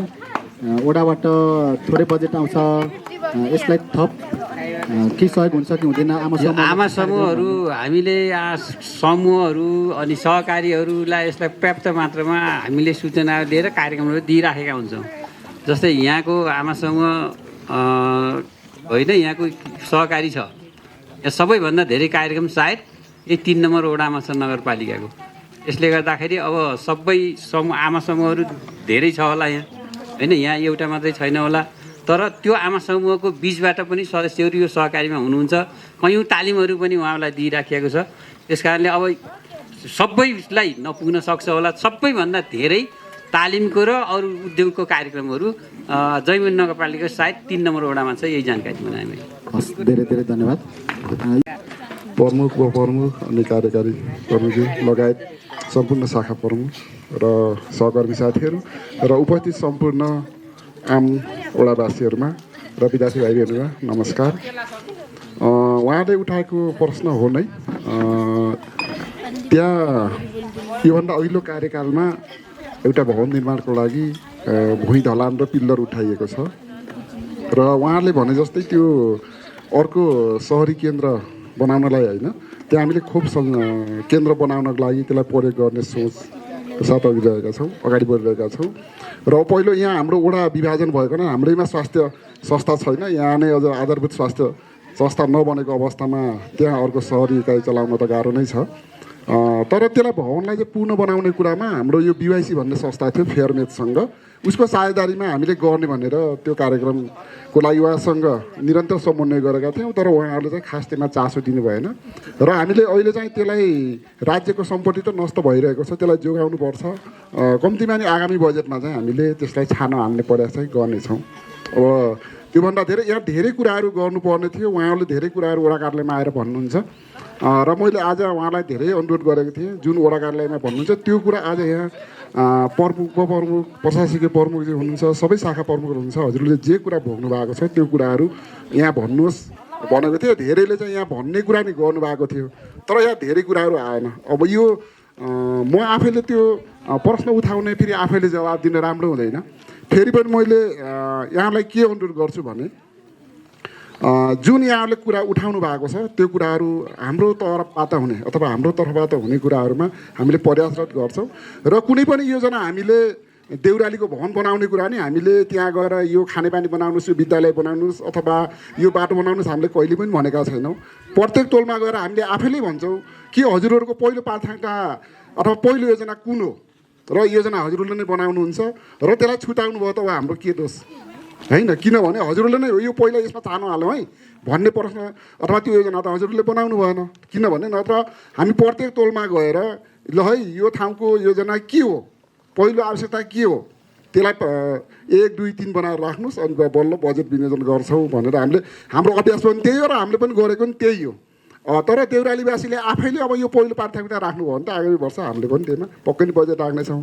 यही कुरा गरे भने अर्को यो टोल विकास संस्थाको बारेमा अलिकता प्रमुखज्यूले अनि हाम्रो प्रशासकीय प्रमुखज्यूले नै भन्नुभयो। हाम्रोमा 4वटा टोलहरू उहाँहरूसँगै उहाँहरूकै सहभागिता हामीले टोल बनाएका छौँ र हामीले यो टोललाई संस्थागत गर्नको लागि हामीले वडाबाट बजेट व्यवस्थापन गर्छौँ। उहाँहरूलाई तालिम दिनु पऱ्यो, कसरी उहाँहरू अगाडि बढ्ने, उहाँहरूलाई खातापाताहरू चलाउनु पर्ने होला, उहाँहरूको एउटा कार्यालय स्थापना गर्नुपर्ने होला भनेर हामीले बजेट व्यवस्था गर्ने कुरा पनि हामीले बहस चलाएका थियौँ। तर यो नगरपालिकाबाटै हुन्छ भनेपछि हामीले त्यसलाई हामीले बजेट विनियोजन नगरेको हो। तर हामीले प्रत्येक 4वटा टोलमा विधानको खाका दिएका छौँ। विधान त्यसलाई स्वीकृत गर्ने, समितिबाट स्वीकृत गर्ने र अनि त्यो विधान अनुसार फेरि सिफारिस लिएर दर्ता गर्न फेरि जाने भन्ने कुरा हो। तर के भयो भने यहाँ सबैलाई के चाहिँदो रहेछ त भने एउटा कुरा मलाई एकदमै दुःखका साथ यो भन्नुपर्छ कि सबैलाई के हुनेछ त भन्दा अहिले जनप्रतिनिधिलाई पनि केही सेवा शुल्क त छ नि त, केही सुविधा छ नि त, त्यो सबैलाई चाहिँदो रहेछ। समाजमा काम गर्ने जति सबैलाई त्यो सुविधा चाहिँदो रहेछ। त्यो कारणले पनि समस्या भएछ है। अब यदि दर्ता गरेर अब त्यहाँ केही सुविधा पाइन्छ भने त मान्छे अगाडि बढ्न चाहन्छ, नभए चाहिँ त्यो चाहिँ अलिक समस्या देखि। किनभने अब जनप्रतिनिधिहरूले भट्टा खाने अब हामीले यो काम गर्ने भन्ने पनि कुरा उठेको छ। त्यस कारणले यो अलिक गम्भीर विषय छ, यो अनिवार्य पनि छ। हामीले पढाएका पनि छौँ यो विधानले यस्तो यस्तो हो, यो काम गर्न पाइन्छ। पूर्वाधारका काम बाहेक अरू बचत लगानी अथवा अरू तालिमहरू पनि गर्न पाइन्छ भन्ने कुराहरू हामीले बुझाएका छौँ। तर के भएको छ भने समस्या ठ्याक्कै नदातेर भन्दा हजुरहरूले छातीमा हात राखेरै भन्नुपर्छ। यो के हो त भन्दा सेवा सुविधाको कमी छ। हामीले टोल विकास संस्थाका साथीहरूलाई ल हामी यसरी आउँदैछौँ, हजुरले फोन गर्नुहोस् न भन्छौँ, आमा समूहलाई भन्छौँ र कतिपय कार्यक्रम गर्दा हामीले फोन खर्च भनेर हामीले आफैले पनि वडाबाट पैसा पनि दिने गरेका छौँ। तर मुख्य समस्या कहाँ छ भने अलिकति बुझाइमा छ र सबैले अब यो सुविधाको आश गर्दा अब वडा कार्यालयले कहाँबाट यो सुविधा र कुन प्रक्रियाबाट दिने हो यसको बारेमा अब छुट्टै बहस गर्नु पर्ला भन्ने लागेको छ मलाई। तर हाम्रोमा चाहिँ 4वटा टोल विकास संस्था चाहिँ गठन भइसकेको छ सर। हामीले विधान पनि उहाँलाई दिइसकेका छौँ र हामीले अस्ति पनि कालपातल टोलमा फेरि यो विधानलाई नवीकरण गर्ने कुरा, त्यसलाई लेख्ने कुराहरू गरेका छौँ। सायद कालपातल टोल अब दर्तामा आउनुहुन्छ र यसको बारेमा अलिकति के छ यो सुविधाको बारेमा नियमले कुन नियमबाट जाने हो भन्ने कुरामा अलिकति प्रष्ट पारिदिनु भयो भने प्रशासक प्रमुखजीले राम्रो होला। हस्, धन्यवाद। हस्, धेरै धेरै धन्यवाद। त्यो सँगै वडा बाल सञ्जालका संयोजकज्यूले अत्यन्त महत्त्वपूर्ण प्रश्नहरू गर्नुभएको छ। शिक्षकज्यूहरूले नै धुमपान गर्नुहुन्छ, मद्यपान गर्नुहुन्छ, उहाँहरूलाई अब कारबाही हुन्छ या हुँदैन भन्ने ढङ्गबाट प्रश्न गर्नुभएको छ। त्यो सँगै सेनिटरी प्याड सकियो भन्ने प्रश्न पनि गर्नुभएको छ। हस्, धन्यवाद। धेरै धेरै धन्यवाद छ हाम्रो वडा बाल सञ्जालको बहिनी लीला थापालाई। उहाँले राखेका मुख्य गरेर 2टा प्रश्न जिज्ञासाको जवाब म राख्न चाहन्छु। यो शिक्षकहरूले धुम्रपान मद्यपान गर्ने कुरा आएको जुन कुरा आएको छ मैले चाहिँ पटक पटक भनेको छु होइन। अब उहाँलाई कारबाही हुन्छ। अब त्यस्तो धुम्रपान मद्यपान गर्ने गरी चाहिँ विद्यालयमा आउने अथवा मैले भनेको छु हेडमास्टरको प्रको बैठकहरूमा पनि शिक्षक भनेको मोडेल हो। त्यो मोडेललाई हेरेर अरू मान्छेले चाहिँ धारणाहरू बनाउँछ। त्यसो भएको हुनाले यो गर्न मिल्दैन। यो गुनासो चाहिँ यो वडामा चाहिँ अन्यत्रबाट पनि आएको थियो। त्यसो भएको हुनाले मैले चाहिँ यो प्रष्ट रूपमा हाम्रो शिक्षक साथीहरूलाई भनेको छु। त्यो भेट्यौँ भने हामीले कारबाही गर्छौँ। म यति नै भन्न चाहेँ। कारबाही भयो भने कस्तो कारबाही हुन्छ सर? कस्तो कारबाही गर्नुहुन्छ हजुरहरूले? कारबाही भाइबहिनीहरूले देख्न पाइयोस्, हजुरले पनि देख्न पाइयोस्। ठिक छ होइन। कारबाही त उहाँहरूलाई स्पष्टीकरण सोध्छौँ होइन। अब त्यस्तो खालको हामीसँग उजुरी प्राप्त भयो भने फलानु शिक्षकले गरेको छ भन्ने उजुरी त्यत्तिकै मौखिक आधारमा भनेको हिसाबले मात्रै हुने कुरा भएन। शिक्षक नै तोकेर चाहिँ उजुरी प्राप्त भयो भने हामी स्पष्टीकरण सोध्छौँ। स्पष्टीकरण सोधेपछि उहाँहरूलाई नसिहत दिने, ग्रेड घटाउने, तलब रोक्का गर्ने, ग्रेड वृद्धि रोक्का गर्ने यस्ता खालका कारबाहीहरू हुने गर्छन्।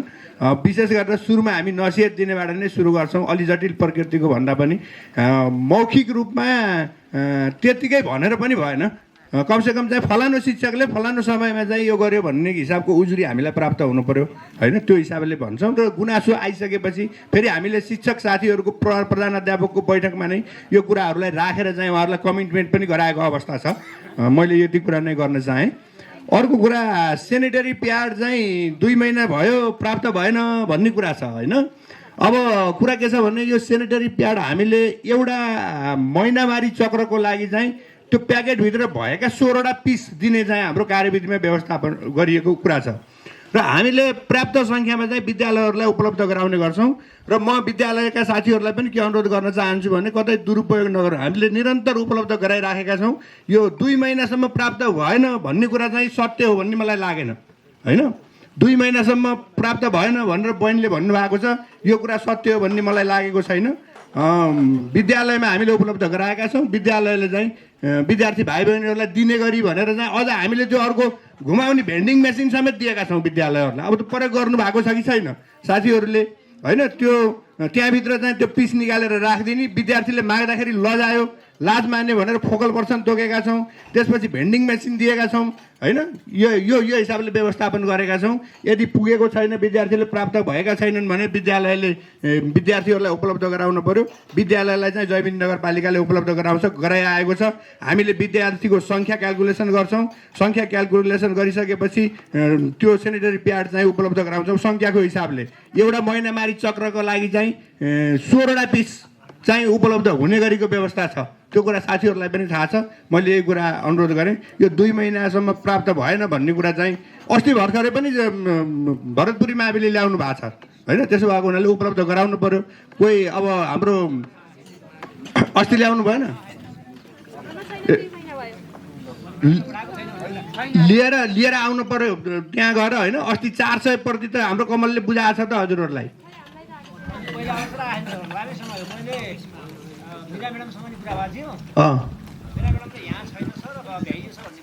त्यसो भएपछि अब फेरि आउँछ र हामी व्यवस्थापन गर्छौँ होइन। तर चाहिँ लामो समय चाहिँ भएको छैन, भर्खरै होला प्राप्त नभएको। हामी व्यवस्थापन मिलाउँछौँ। हस्, धन्यवाद। जति पनि नदीजन्य पदार्थ छ त्यो चाहिँ जैमिनी नगरपालिकाको प्रमुख आन्तरिक आम्दानीको स्रोत हो। तर यो बिचमा चाहिँ सर्वोच्च अदालतमा कालीगण्डकीबाट केही पनि उठाउन नपाउने गरेर चाहिँ जुन परमादेश जारी भएको थियो, त्यो कारणले लामो समयसम्म कालीगण्डकीको स्रोतमा हाम्रो पहुँच रहेन, हामीहरूले निकाल्न सकेनौँ। सर्वोच्चको आदेशले चाहिँ त्यो स्थगित थियो। पछिल्लो क्रममा एकाध 2 महिनाको हाराहारीमा भयो। सर्वोच्चबाट चाहिँ यसको फुकुवा गरेको आदेश, यो अब निकाल्न पाइन्छ कि भन्ने चाहिँ आदेश चाहिँ आएको छ। त्यो आदेश आइसकेपछि जैमिनी नगरपालिकाले त्यो निकाल्नको लागि चाहिँ प्रारम्भिक वातावरणीय अध्ययनको काम गर्नुपर्ने हुन्छ। प्रारम्भिक वातावरणीय अध्ययनको काम चाहिँ अहिले अगाडि बढाएको छ। अब मलाई जहाँसम्म लाग्छ अब 1-1.5 हप्ताभित्र त्यसको प्रारम्भिक वातावरणीय अध्ययनको प्रतिवेदन आउँछ। त्यो प्रतिवेदन आइसकेपछि हामीले त्यहाँबाट कति क्वान्टिटी निकाल्न सक्छौँ भन्नेको परिणाम आउँछ। त्यो आइसकेपछि हामीले आन्तरिक आयको ठेक्का लगाउँछौँ। ठेक्का लगाइसकेपछि त्यहाँको रिसोर्स हामीले प्रयोग गर्न पाइन्छ। अरू पालिकाले जति गरेका छन् यो कालीगण्डकीसँग जोडेर, त्यो पालिकाले गरेको भन्दा पनि त्यो चोरी निकासी गर्ने व्यवसायीहरूले गरिरहेका छन्। उनीहरूले बदमासी गर्दाखेरि यो हामी इमान्दार भएको जैमिनी नगरपालिकाले पनि गाली खानु परेको छ। तर जैमिनी नगरपालिकाले जे गरिरहेछ एकदम नियमसङ्गत मात्र काम गरिरहेछ। यति मात्र जानकारी गरे। धन्यवाद। यो चाहिँ मैले बुदागत रूपमा केही रिपोर्ट मात्रै गरेको छु। खासमा हाम्रो टिप्पणी चाहिँ अब सुरुमा चाहिँ हाम्रो समयको पालनाबाटै चाहिँ गर्नुपर्ने हुन्छ। हाम्रो सार्वजनिक सुनाइमा चाहिँ अब हामी कसैबाट पनि समयको पालना चाहिँ भएको छैन। हामी 2 घन्टा ढिला गरी चाहिँ कार्यक्रम सुरु गरेका थियौँ। तर प्रश्न र स्थानीयको सक्रियता चाहिँ निकै प्रभावकारी र उत्कृष्ट लाग्यो भन्ने चाहिँ लाग्यो। किनभने यहाँ चाहिँ 103 जनाभन्दा बढी नागरिकहरू चाहिँ को सक्रिय सहभागिता देखिएको छ। र नागरिक कम आउनुहुन्छ कि अलि माथि भयो सार्वजनिक सुनाइ, अलि कम आउनुहुन्छ कि कम प्रभावकारी हुन्छ कि भन्ने चाहिँ हामीमा आशंका थियो। तर जुन नागरिकले नगरपालिकाको सेवा प्रवाह लगायतका विषयमा जुन चाहिँ सक्रियपूर्वक चाहिँ प्रश्न, टिप्पणी, गुनासो राख्नुभयो, त्यसमा चाहिँ कृतज्ञता व्यक्त गर्न चाहन्छु। र कार्यक्रम चाहिँ हामीले 2 घन्टाको समय अवधि तोकेका थियौँ। हामी चाहिँ 2 घन्टामै सकिने अवस्थामा पुगेका छौँ। त्यसका लागि चाहिँ हाम्रो आयोजक र सहजीकरण गर्ने सबैप्रति धन्यवाद दिन चाहन्छु। र खास गरी यो पुँजीगत खर्च अघि पनि आइसक्यो, हाकिम साहबले चाहिँ स्पष्टीकरण दिइसक्नु भएको छ। अलिकति ठुलो बजेटको भुक्तानी कम भएकाले चाहिँ पुँजीगत खर्च चाहिँ कम देखियो भन्ने छ। तर हालसम्म 20% चाहिँ अलि थोरै नै भयो कि दोस्रो चौमासिकसम्म भन्ने चाहिँ हो। जस्तै 80% अब तेस्रो चौमासिकमा मात्र 80% पुँजीगत खर्च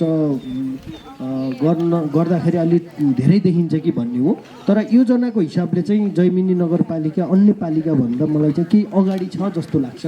म अन्य पालिकाको पनि हामी चाहिँ विभिन्न ठाउँमा पुगेका हुन्छौँ। योजना सम्झौता र फरफारकको दरले चाहिँ फेरि यसलाई थोरै अगाडि बढाएको छ। तर भुक्तानी चाहिँ कम सानो रकमको भएको हुनाले चाहिँ त्यो पुँजीगत खर्च कम देखिएको हुनसक्छ भन्ने चाहिँ लाग्छ। र यो म्याद थपेर समेत प्रशासकीय भवन निर्माणले चाहिँ अलिक गति ल्याएको छैन कि यसमा चाहिँ हाम्रो पालिका चाहिँ अलिकति एक्सनमा जानुपर्छ कि भन्ने लाग्छ।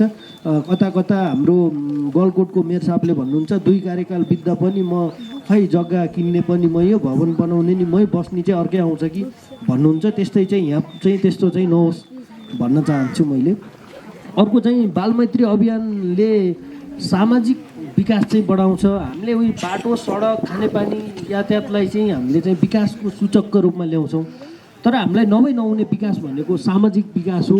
अघि पनि हाम्रो बालबालिका र विद्यार्थीहरूको प्रश्न यो चाहिँ यो सामाजिक विकासले ल्याएको जागरण हो र बालमैत्री अभियानको चाहिँ सकारात्मक पक्ष हो भन्ने चाहिँ मेरो बुझाइ छ। र यो बालमैत्री अभियान यदि आउने थिएन भने यतिको प्रश्न बालबालिकाबाट हामीले अपेक्षा कमै गरेका थियौँ र यो जुन जङ्क फुड लगायतको कम्तीमा सचेतना बढ्यो नि त, सकारात्मक भयो। यसलाई चाहिँ हामीले चाहिँ सकारात्मक रूपमा लिनुपर्छ। तर दिगोपन चाहिँ निकै चुनौतीपूर्ण छ। हामीले अभियान चाहिँ छिटो छिटो लाने घोषणा चाहिँ गर्नु, तर दिगोपनमा चाहिँ अन्य पालिकामा नि समस्या आउन सक्छ भन्नेमा छ र यसमा चाहिँ जैमिन नगरपालिका चाहिँ सचेत छ भन्नेमा चाहिँ भन्न चाहन्छु। अर्को चाहिँ सन्तुष्टि सर्वेक्षणमा यो अतिरिक्त रकम चाहिँ सुन्ने भन्ने छ, त्यो चाहिँ निकै राम्रो छ। अलिकति चाहिँ यो पशुको कुरा, पशु नै मर्यो मेरो त दुईवटै भन्नुभयो, यो चाहिँ अलिकति गम्भीर छ।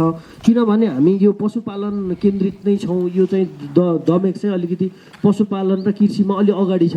यसमा चाहिँ अलि सचेत हुनुपर्छ र वार्डमै प्राविधिकको व्यवस्था यहाँ छ के छ थाहा भएन, तर अलिकति प्राविधिकहरू पनि अलिकति अब मरेकोलाई सामान्य औषधि उपचार अथवा तत्काल बाइकमा आएर भने केही रेस्क्यु गर्न सकिन्थ्यो कि।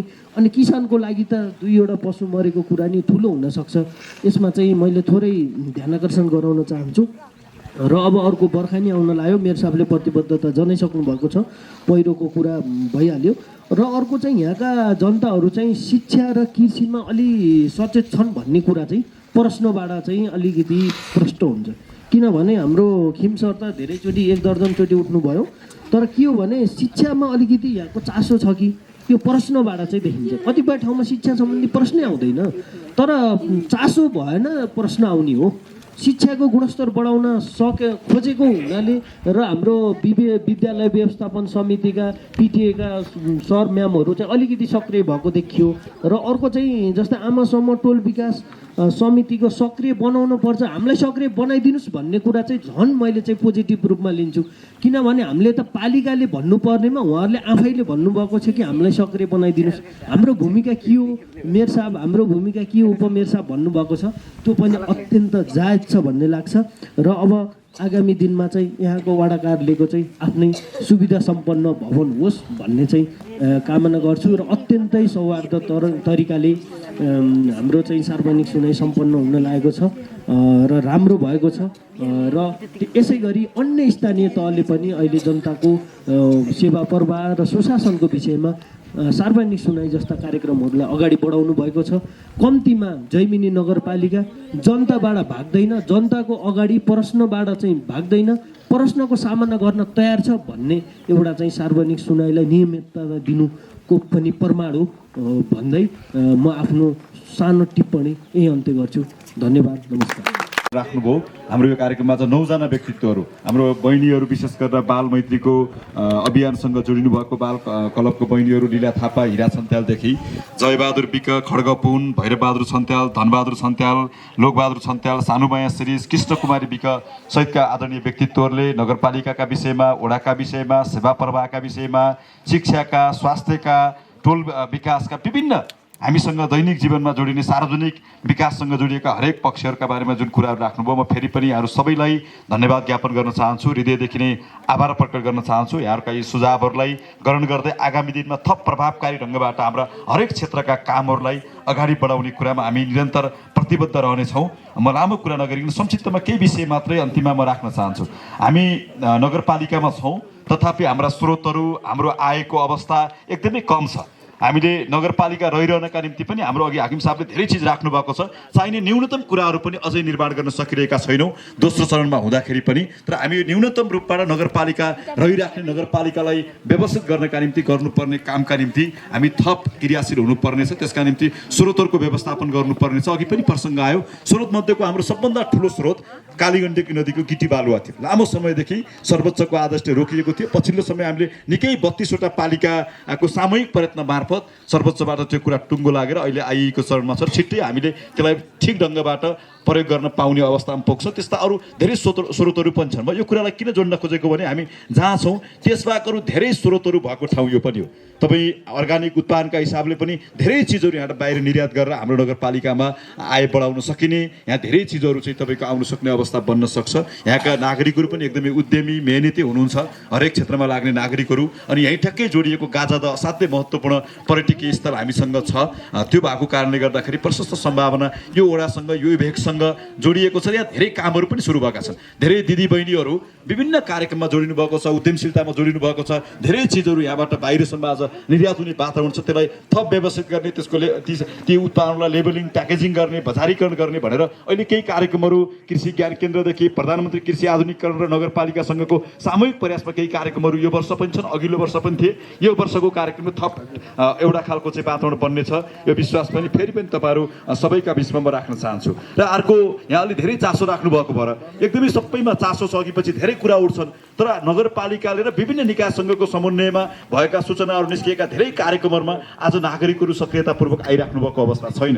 म फेरि पनि यहाँहरू सबैलाई के अपिल गर्न चाहन्छु भने अहिले हाम्रो जैमिन नगरपालिका यही वर्षदेखि अलैँची जोनको नयाँ प्रोजेक्ट जैमिन नगरपालिकामा पनि सुरु भएको छ। त्यो पिएमएमपीले कार्यान्वयन गर्छ। त्यसमा पनि लामो सूचना थियो, धेरै अलिक कम भएको छ। तथापि अहिले अन्तिममा के निर्णय भयो भने जतिले त्यसको धेरै मूल्याङ्कन नगरिकन जतिले भर्नु भएको थियो, निवेदन दिनुभएको थियो, सबैले पाउने गरेको एउटा निर्णय भएको छ। त्यस कारणले गर्दा त्यो हुँदा नि तपाईँहरूको अलैँची जोनको कार्यक्रममा समावेश भएर प्रभावकारी रूपबाट काम गर्नुहुनेछ र हामीले ठुलो सम्भावना भएको अलैँचीलाई हाम्रो एउटा आय आर्जनको स्रोत बनाउन सकिनेछ। यो पाटोमा जोड्न चाहन्छु। अर्को हाम्रो नाफा प्रोजेक्टको साथीहरू पनि यहाँ हुनुहुन्छ। पहाडी क्षेत्रमा काष्ठफल तथा फलफुल विकास कार्यक्रम एसियाली विकास बैङ्कको ठुलो प्रोजेक्ट हाम्रो नगरपालिकामा छ र यो पनि हामीले यही वडालाई जोडेर लिएर मध्य पहाडी राजमार्गमा पाउने प्रोजेक्टको अन्त पाउने थिएन। यो नजिकै छ, एकदमै छोइएकै छ, 200-300 मात्रै मिटरको दूरी छ भनेर हामीले लिएर आएको। यसमा पनि एकदम कम कृषक समूह, किसान र कृषक सहकारीहरू सहभागी भएको देखेका छौँ। यसमा पनि अलि चासो राखेर अहिले फलफुल पनि पहिला 3टा थियो, अहिले 6वटा भएको छ। ओखरदेखि सुन्तलादेखि कागतीदेखि महत्त्वपूर्ण चाहिँ किवीदेखि महत्त्वपूर्ण फलफुलहरू छन्। त्यस कारणले यो कार्यक्रममा जोडिनका निम्ति म आग्रह गर्न चाहन्छु। बाख्रा जुन त हामी कहाँ छँदैछ, यो अबको वर्षदेखि सुन्तला जोनको ठुलो प्रोजेक्ट जैमिन नगरपालिकामा आउँदैछ। त्यसको एउटा प्रक्रिया पनि पुरा भइसकेको छ। त्यो भएको कारणले गर्दा यस्ता ठुला ठुला प्रोजेक्ट आउने, तर त्यसबाट नागरिकले लाभ नलिने। हामी सधैँभरि अघि भन्नुभएको जस्तो यो कृषिले हामीलाई हाम्रो आय आर्जन वृद्धि गर्ने, हामीका इन्कमका स्रोतहरू बढाउने काम गर्छ। शिक्षादेखि स्वास्थ्यको बाटोबाट मानवीय विकासका निम्ति महत्त्वपूर्ण योगदान पुग्छ। त्यो कुरातिर भन्दा अलिक बढी पूर्वाधार विकास पनि चासो राख्ने भएर हामी अलिक समस्यामा पनि परेका छौँ। त्यस कारणले गर्दा यो वातावरण निर्माण गर्नका निम्ति तात्विक केन्द्रित हुनका निम्ति फेरि पनि यहाँहरू सबैलाई आग्रह गर्न चाहन्छु। र अर्को महत्त्वपूर्ण कुरा, हामीले एउटा ठुलो कार्यक्रम गण्डकी प्रदेशका सामाजिक विकास मन्त्रालयसँग समन्वय गरेर हामी सिटिबिटी सहित समन्वय गरेर एउटा सिप परीक्षण गर्ने, पूर्व मान्यता प्राप्त त्यसको पछि पूर्व सिकेका सिपहरू छरिएका सिपहरूलाई सर्टिफिकेट दिने कार्यक्रम भयो। त्यसमा नि न्यूनतम मान्छे पुरा हुन निकै गाह्रो भयो। धेरै मेहनत गरेर अहिले तपाईँको चाहिँ 60 वरिपरि 60-62 हुनुभएको छ र हामीले त्यो कार्यक्रम गर्दैछौँ। म फेरि पनि के जोड्न चाहन्छु, यस्ता विभिन्न तालिमका, सेट परीक्षणका अरू विभिन्न जे कार्यक्रम आएका छन् त्यसलाई सही ढङ्गबाट बुझेर कहिलेकाहीँ के हुँदो रहेछ भने गाउँमा हाम्रो ठाउँहरूमा यो कामै छैन यस्तो यो भनिदिन्छ एकजना मान्छेले, त्यसपछि त्यसैका पछि लगाएर त्यसमा चासो नराख्ने बनेको छ। यस्ता हरेक नगरपालिकादेखि अरू निकायले ल्याएका यी कार्यक्रमहरूमा जोडिनेका निम्ति यहाँहरू एकदम पोजिटिभ पनि हुनुहुन्छ। अरू वडामा भन्दा यहाँ धेरै पोजिटिभ हुनुहुन्छ। बालमैत्रीका हिसाबले, अरू विकास निर्माणका हिसाबले हरेक कार्यक्रम यहाँका जनप्रतिनिधि साथीहरू 5जना क्रियाशील हुने सबै हिसाबले यहाँहरूको जुन खालको एउटा सकारात्मक योगदान, सकारात्मक सन्देश छ यसलाई थप व्यवस्थित गरेर लिएर जानुहुनेछ। यो शुभेच्छा पनि यो वडामा जोडिएर म व्यक्त गर्न चाहन्छु। र ओभरअलली हामीले जे प्लानिङ अघि हामी साथै धेरै कुरा राख्नु भएको छ। हामीले न्यूनतम गर्नुपर्ने आवासीय योजना, सडकको मास्टर प्लान बनाउने कुरादेखि डिजिटल प्रोफाइलदेखि हामीले जग्गा वर्गीकरणदेखि धेरै कामहरू गरेर एउटा प्लानिङको पार्ट महत्त्वपूर्ण ठाउँका डिपिआरदेखि गुरु योजनादेखि सबै चिजहरू बनेका छन् जैमिन नगरपालिका। यसमा आधारित रहेर हामी शिक्षा, स्वास्थ्य, कृषि, पर्यटन, पूर्वाधार सबै क्षेत्रलाई सही ढङ्गबाट हामीले त्यहाँका योजनाहरूलाई प्राथमिकरण गरेर हाम्रो क्षमतालाई भ्याउने हामीले सम्बोधन गर्ने। जुन ठाउँमा भ्याउँदैनौँ प्रदेश सरकार, सङ्घ सरकार, अरू विभिन्न निकाय, दात्री निकायहरूसँग सहकार र साझेदारी गरेर हामी अगाडि बढ्न सक्छौँ। त्यसैका निम्ति हामी निरन्तर प्रतिबद्ध भएर लाग्नेछौँ र मूल कुरा भनेको नागरिकका समस्याहरूलाई तत्काल हल गर्ने कुरा। अरू विकासका कुराहरू पनि गर्छौँ। अघि केही प्रसङ्गहरू आएका छन्, साना साना कुराले नागरिकका मनहरू दुखेको हुनसक्छ, त्यो समस्यालाई छोएको हुनसक्छ। स्थानीय सरकार भएको हिसाबले हामीले ती साना साना समस्याहरूलाई तत्काल हल गर्ने कुरामा हामी थप प्रतिबद्ध रहनेछौँ। यी सार्वजनिक सुनवाईले यी सबैको चासो, सरोकार, तपाईँहरूको सुझाव, खबरदारी यी सबै कुरा हाम्रा निम्ति सम्पत्ति हुन्। त्यसलाई ग्रहण गर्दै, त्यसलाई आत्मसात गर्दै आगामी दिनमा अझै नागरिकसँगै सहकार्य गरेर तपाईँहरूकै सुझावका आधारमा तपाईँहरूकै सुख दुःखसँग जोडिएर हामीले यी सबै गतिविधिहरूमा अगाडि बढ्नेछौँ। यही कुरा राख्दै फेरि पनि यति महत्त्वपूर्ण व्यक्तित्वहरू सहभागी हुनुभयो, सबैका प्रति धन्यवाद पनि ज्ञापन गर्न चाहन्छु। लेखन नेपाल मिडिया प्रणालीले यो कार्यक्रमको थप सहजीकरण गर्नुभयो, व्यवस्थापन गर्नुभयो। यो सबै पत्रकार साथीहरूलाई पनि जैमिनीको तर्फबाट हृदयदेखि नै आभार प्रकट गर्न चाहन्छु। र यहाँको म अन्तिममा जाँदा जाँदै अघि पनि भने मैले वडा कार्यालय त प्रारम्भमा यो पालि नै बन्छ, स्वास्थ्य चौकी अर्को वर्ष बनाउने गरी हामी लाग्छौँ। त्यस मानेमा आज यही मञ्चबाट अब केही दिनमा पछि मात्र यसको आएर प्रक्रिया अगाडि बढ्ने भएको भएर हामीले एउटा महत्त्वपूर्ण कार्यक्रममा प्रदेशको आर्थिक मामिला मन्त्रीलाई ल्याउनु। र जति तपाईँहरूको समस्या हाम्रो बिचमा राखिदिनुहुन्छ त्यति हामीलाई राम्रो हुन्छ। र यो यहाँ भन्न नसकेका कोही हुनुहुन्छ भने पनि छुट्टै हामीलाई भन्दा पनि केही फरक पर्दैन। फेरि यो सार्वजनिक सुनाइ यो कार्यक्रम राखेर तपाईँहरूले भन्ने नभए नभन्ने नगर्नु होला। कुनै पनि समय, कुनै पनि बेला, कुनै पनि ठाउँमा तपाईँहरूले आफ्नो समस्या चाहिँ राख्न सक्नुहुन्छ। म पहिला यो अनुरोध गरेँ। र अब नगरपालिकाले सुशासनको क्षेत्र र उत्पादनको क्षेत्रमा बढी जोड गर्नुपर्छ भनेर हामीले तपाईँहरूलाई भोट माग्दाखेरि पनि सायद यही ग्राउन्डमा हो हामी भोट माग्न आएको पनि। र हामीले दुईवटा कुरा भनेका थियौँ त्यति बेला पनि, सुशासन कायम गर्नेछौँ र उत्पादनमा वृद्धि गर्नेछौँ भनेका हौँ। र सुशासनको क्षेत्रमा हामीले बिस्तारै कोसिस गर्दै गएका छौँ।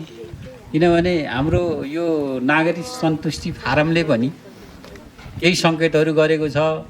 र हामीलाई समस्या कहाँ छ भने उत्पादनको क्षेत्रमा चाहिँ हामीले जति यहाँ गर्छौँ भनेका थियौँ त्यति गर्न सकेका छैनौँ। त्यो उत्पादनको क्षेत्रमा किन गर्न सकेका छैनौँ भने हामीले उत्पादन गर्नका लागि सबैभन्दा पहिला हामीलाई जनसङ्ख्याको आवश्यकता हुन्छ। त्यो जनसङ्ख्या अनुसार स्रोत र साधन व्यवस्थापन गर्नुपर्ने हुन्छ। र उत्पादन गर्नका लागि हामीसँग जति स्रोत र साधन छ त्यसलाई ठिकसित सदुपयोग गर्नका लागि पनि हामीलाई दक्ष जनशक्तिको आवश्यकता हुन्छ। पहिला कुरा जनसङ्ख्याको आवश्यकता हुन्छ। जो धेरै जनसङ्ख्या भयो उति त्यहाँ गतिविधि चल्ने हो, खर्च बढ्ने हो, उत्पादन बढ्ने हो। र त्यो उत्पादन बढाउनका लागि सबैभन्दा मान्छे मात्रै भएर हुन्न, जनसङ्ख्या मात्रै भएर हुन्न, त्यहाँ दक्ष जनशक्ति पनि चाहिन्छ। र हामीलाई सबभन्दा ठुलो समस्या अहिले के परेको छ भने नगरपालिकाले जति पनि तालिमको कार्यक्रम राख्छ त्यो मान्छे कहिले पनि पुग्दैन। अहिले हाम्रो सुरेश सर यहीँ हुनुहुन्छ, सिप परीक्षणको कार्यक्रम कति 150 जनाको जतिको बजेट छ हामीसँग। तर अहिले अस्तिसम्म 45 जना भएछ भन्नुहुन्थ्यो, अहिले बढेर कति हो 60 जना जति भएछ भन्ने कुरा आएको छ। भनेको 100 जनाको अहिले त्यो सिप परीक्षण गर्ने कार्यक्रम त्यतिकै छ। भनेको अहिले यहाँ कुन उसले उठाउनु भएको थियो, यो किन अल्लिया आउँछ, अल्लिया किन राख्नुहुन्छ भन्नुहुन्थ्यो।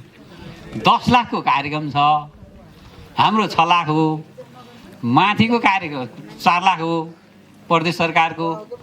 अब त्यो 100 जनाको बच्छ अब त्यो पैसा, अनि त्यो अल्लिया भएर आउँछ कि हामी खर्च भएन त्यहाँ त। 100 त्यो 150 जना जम्मै आएको भए सबै सकिन्थ्यो। अर्को समस्या हाम्रा जुत्ता चप्पलको कार्यक्रम पनि चाहिँ चलिरहेछ अहिले 7 दिनको। अनि हाम्रो मौरीको तालिम पनि चलिरहेछ आजदेखि। तालिममा कहिले पनि पुरा हुँदैन। हामीले त्यहीँ बस्ने, त्यहीँ खाने व्यवस्था मिलाएका छौँ। तर त्यहाँ आएर तालिम गरेर हामी त 3 बजे त घर नगई हुन्न भने तालिम छोडेर 1 घन्टा छोडिदिएर हिँड्छ। खानेको पनि व्यवस्था, बस्नेको पनि व्यवस्था छ, उसलाई खर्च केही पनि लाग्दैन, भाडा पनि दिइरहेछ, तर जाँदैन क्या त्यो। अस्ति स्वेटरको तालिम थियो हाम्रो, त्यो तालिममा स्वेटरको मान्छे पुगेन, स्वेटर बुन्ने तालिम। त्यस कारणले तालिममा बोलाएको बेलामा सबै नागरिकहरू सामेल भइदिन पर्ने हुन्छ। त्यस कारणले त्यो तालिम नगरेको मान्छेले काम कम गर्छ, त्यसलाई धौ हुन्छ। त्यस कारणले उत्पादन भएको समस्या हल गर्नका लागि हामीले हरेक क्षेत्रमा तालिम बनाएर मात्रै उत्पादन बनाउन सक्छौँ भन्ने छ। र अब फेरि उत्पादन गर्ने मात्रै त हुँदैन, उत्पादनलाई बजारसम्म पुर्याउनका लागि पनि नगरपालिकाले भरमग्दो प्रयत्न गरेको छ। र उत्पादन कति गर्नुहुन्छ त्यसको जिम्मा नगरपालिकाले लिने भनेर सबै वडाहरूमा सङ्कलन केन्द्रहरू बनाउने अनि त्यसपछि अहिले हाम्रो पालिकाको केन्द्रमा एउटा चिस्यान केन्द्रको पनि यो प्रधानमन्त्री कृषि आयोजनबाट सम्झौता भइसकेको छ र त्यहाँ चिस्यान केन्द्र भयो भनेदेखि नि बिग्रिने जति तरकारीको सामानहरू हुन्छ फलफुलहरू हुन्छ त्यसलाई चिस्यान केन्द्रमा लागेको पनि हामी बजारसम्म पुर्याउन सक्नेछौँ भन्ने हामीलाई चाहिँ त्यो कार्यक्रम पनि छ। र अब यो शिक्षा र स्वास्थ्य चाहिँ हाम्रो जैमुन नगरपालिकाले सबैभन्दा संवेदनशील रूपमा शिक्षा र स्वास्थ्यलाई लिएको छ। स्वास्थ्यमा स्वास्थ्य उपचार कोष मार्फत हामीले सम्पूर्ण नागरिकहरूलाई त्यो स्वास्थ्य उपचार कोषमा सामेल बनाउने भन्ने हाम्रो उद्देश्य छ। यसको सूचनाहरू पनि निस्कला सबै सामेल हुने हो र दीर्घकालीन रूपमा यसको उद्देश्य के छ भने सम्पूर्ण जति रोग लागे पनि जे रोग लागे पनि स्थानीय सरकारले सबैको साझेदारी फेरि सरकारले मात्रै त्यो पनि केही पनि गर्न सक्दैन। सरकारले पनि आफ्नो बजेट राख्छ, सम्पूर्ण नागरिकलाई पनि त्यहाँ योगदान गर्न लगाएर निःशुल्क रूपमा स्वास्थ्य बनाउन पर्छ एक र शिक्षा पनि निःशुल्क बनाउनु पर्छ भन्ने हाम्रो उद्देश्यको साथ गइरहेको छ। र अब यहाँ दरबन्दीको कुरा पनि आएको छ। दरबन्दी हामीले छुट्टै ल्याउन सक्दैनौँ किनभने हाम्रो शिक्षक र विद्यार्थीको अनुपातको सङ्ख्या पुग्दैन र यहीँ भित्रबाट जहाँ जहाँ विद्यार्थीको सङ्ख्या छैन त्यो स्कुलहरू गाप्ने काम भइरहेछ। यो वर्ष पनि हाम्रो दरबन्दी मिलानको काम र स्कुल मर्जिङ गर्ने काम भएको छ। यो अब चैतदेखि फेरि अरू स्कुलहरू पनि गाभिँदैछ र एउटा कक्षामा एउटा शिक्षक चाहिँ अनिवार्य बनाउने उद्देश्य छ। हामीसँग पहिलो चरणमा त्यो काम गर्दैछौँ, त्यसको केही समय लाग्छ। बिस्तारै हामी यो दरबन्दीको काम पनि गर्न सक्छौँ र बिस्तारै सबै वडामा मावि स्तरमा जहाँ जहाँ जान सक्दैन विद्यार्थीहरू समय पुग्न छैन त्यहाँ छात्रावासको व्यवस्था गर्दै जाने हो र हामीसँग विद्यार्थीको सङ्ख्या बिस्तारै घट्दैछ। विद्यार्थीको सङ्ख्या घट्दैछ भनेको जति थोरै हुँदै जान्छ उति व्यवस्थित गर्दै जानुपर्ने हुन्छ र बाहिरबाट विद्यार्थीको सङ्ख्या बढाउन पर्ने आवश्यकता हुन्छ र अब राष्ट्रिय समस्या यो विद्यार्थी सङ्ख्यामा छ र हाम्रो देशमा मात्रै विकसित मुलुकहरूमा कयौँ शिक्षा कयौँ स्कुलहरू क्याम्पसहरू कलेजहरू विश्वविद्यालयहरू बन्द हुँदै गइरहेको छ संसारभरि चाहिँ अहिले हेर्नुहोस् त्यसको असर हाम्रोमा पनि परेको छ। अब स्वास्थ्य संस्थाहरू त्यस्तै भइरहेको ठुल्ठुला अस्पतालहरू क्यानाडा जस्तो देशमा अस्पताल बन्द भएको छ, क्यानाडा जस्तो देशमा विश्वविद्यालय बन्द भएको छ भनेको अब मान्छेको सङ्ख्याको उत्पादन घटिरहेको छ। यसको हामीले विश्वभरिको स्तर अब हामीलाई चुनौती अहिले उसले पनि भन्नुभएको छ हामीलाई दुईवटा चुनौती छ नगरपालिकालाई सबभन्दा ठुलो। यहाँहरूले जति प्रश्न उठाउनु भएको छ हामीसँग खुद्रा कुराहरू भइरहेछ। हामीसँग दुईवटा नगरपालिकाको अस्तित्वमाथि दुईवटा सर्ट छ। एउटा जनसङ्ख्याको सर्ट छ, अर्को चाहिँ राजस्वको सर्ट छ। हामीलाई 3 करोड प्रति वर्ष उत्पादन राजस्व जम्मा गर्न सकेनौँ भने नगरपालिका रहँदैन। अर्को 40,000 जनसङ्ख्या भएन भने नगरपालिका रहँदैन। हामीलाई एउटा सर्टले एकदम सताइरहेछ। राजस्वको दर त बरु पुरा गर्न सकौँला हामी 3 करोड रुपियाँ सबै लाग्यौँ भने सबै नागरिक स्तरबाट लाग्यौँ भने 3 करोडभन्दा बेसी बनाउन सक्छौँ भन्ने लाग्छ हामीलाई।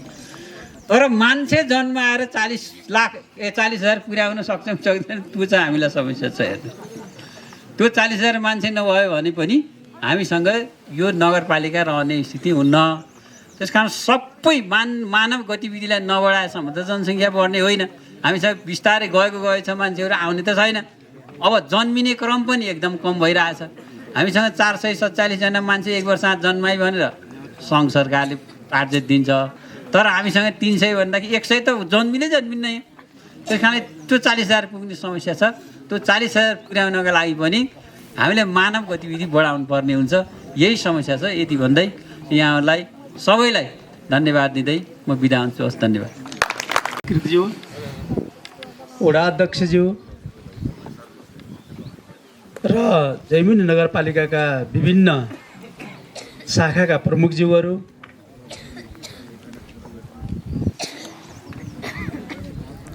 लेखन नेपाल मिडिया प्राली बागलुङको यस कार्यक्रमलाई सहयोग गर्ने सम्पूर्ण साथीहरू र यहाँ उपस्थित यस सार्वजनिक सुनवाईमा हुनुभएका सम्पूर्ण महानुभावहरू र विद्यार्थी भाइ बहिनीहरूमा म हृदयदेखि नै सुशासन समितिको संयोजकको तर्फबाट हार्दिक नमस्कार गर्न चाहन्छु।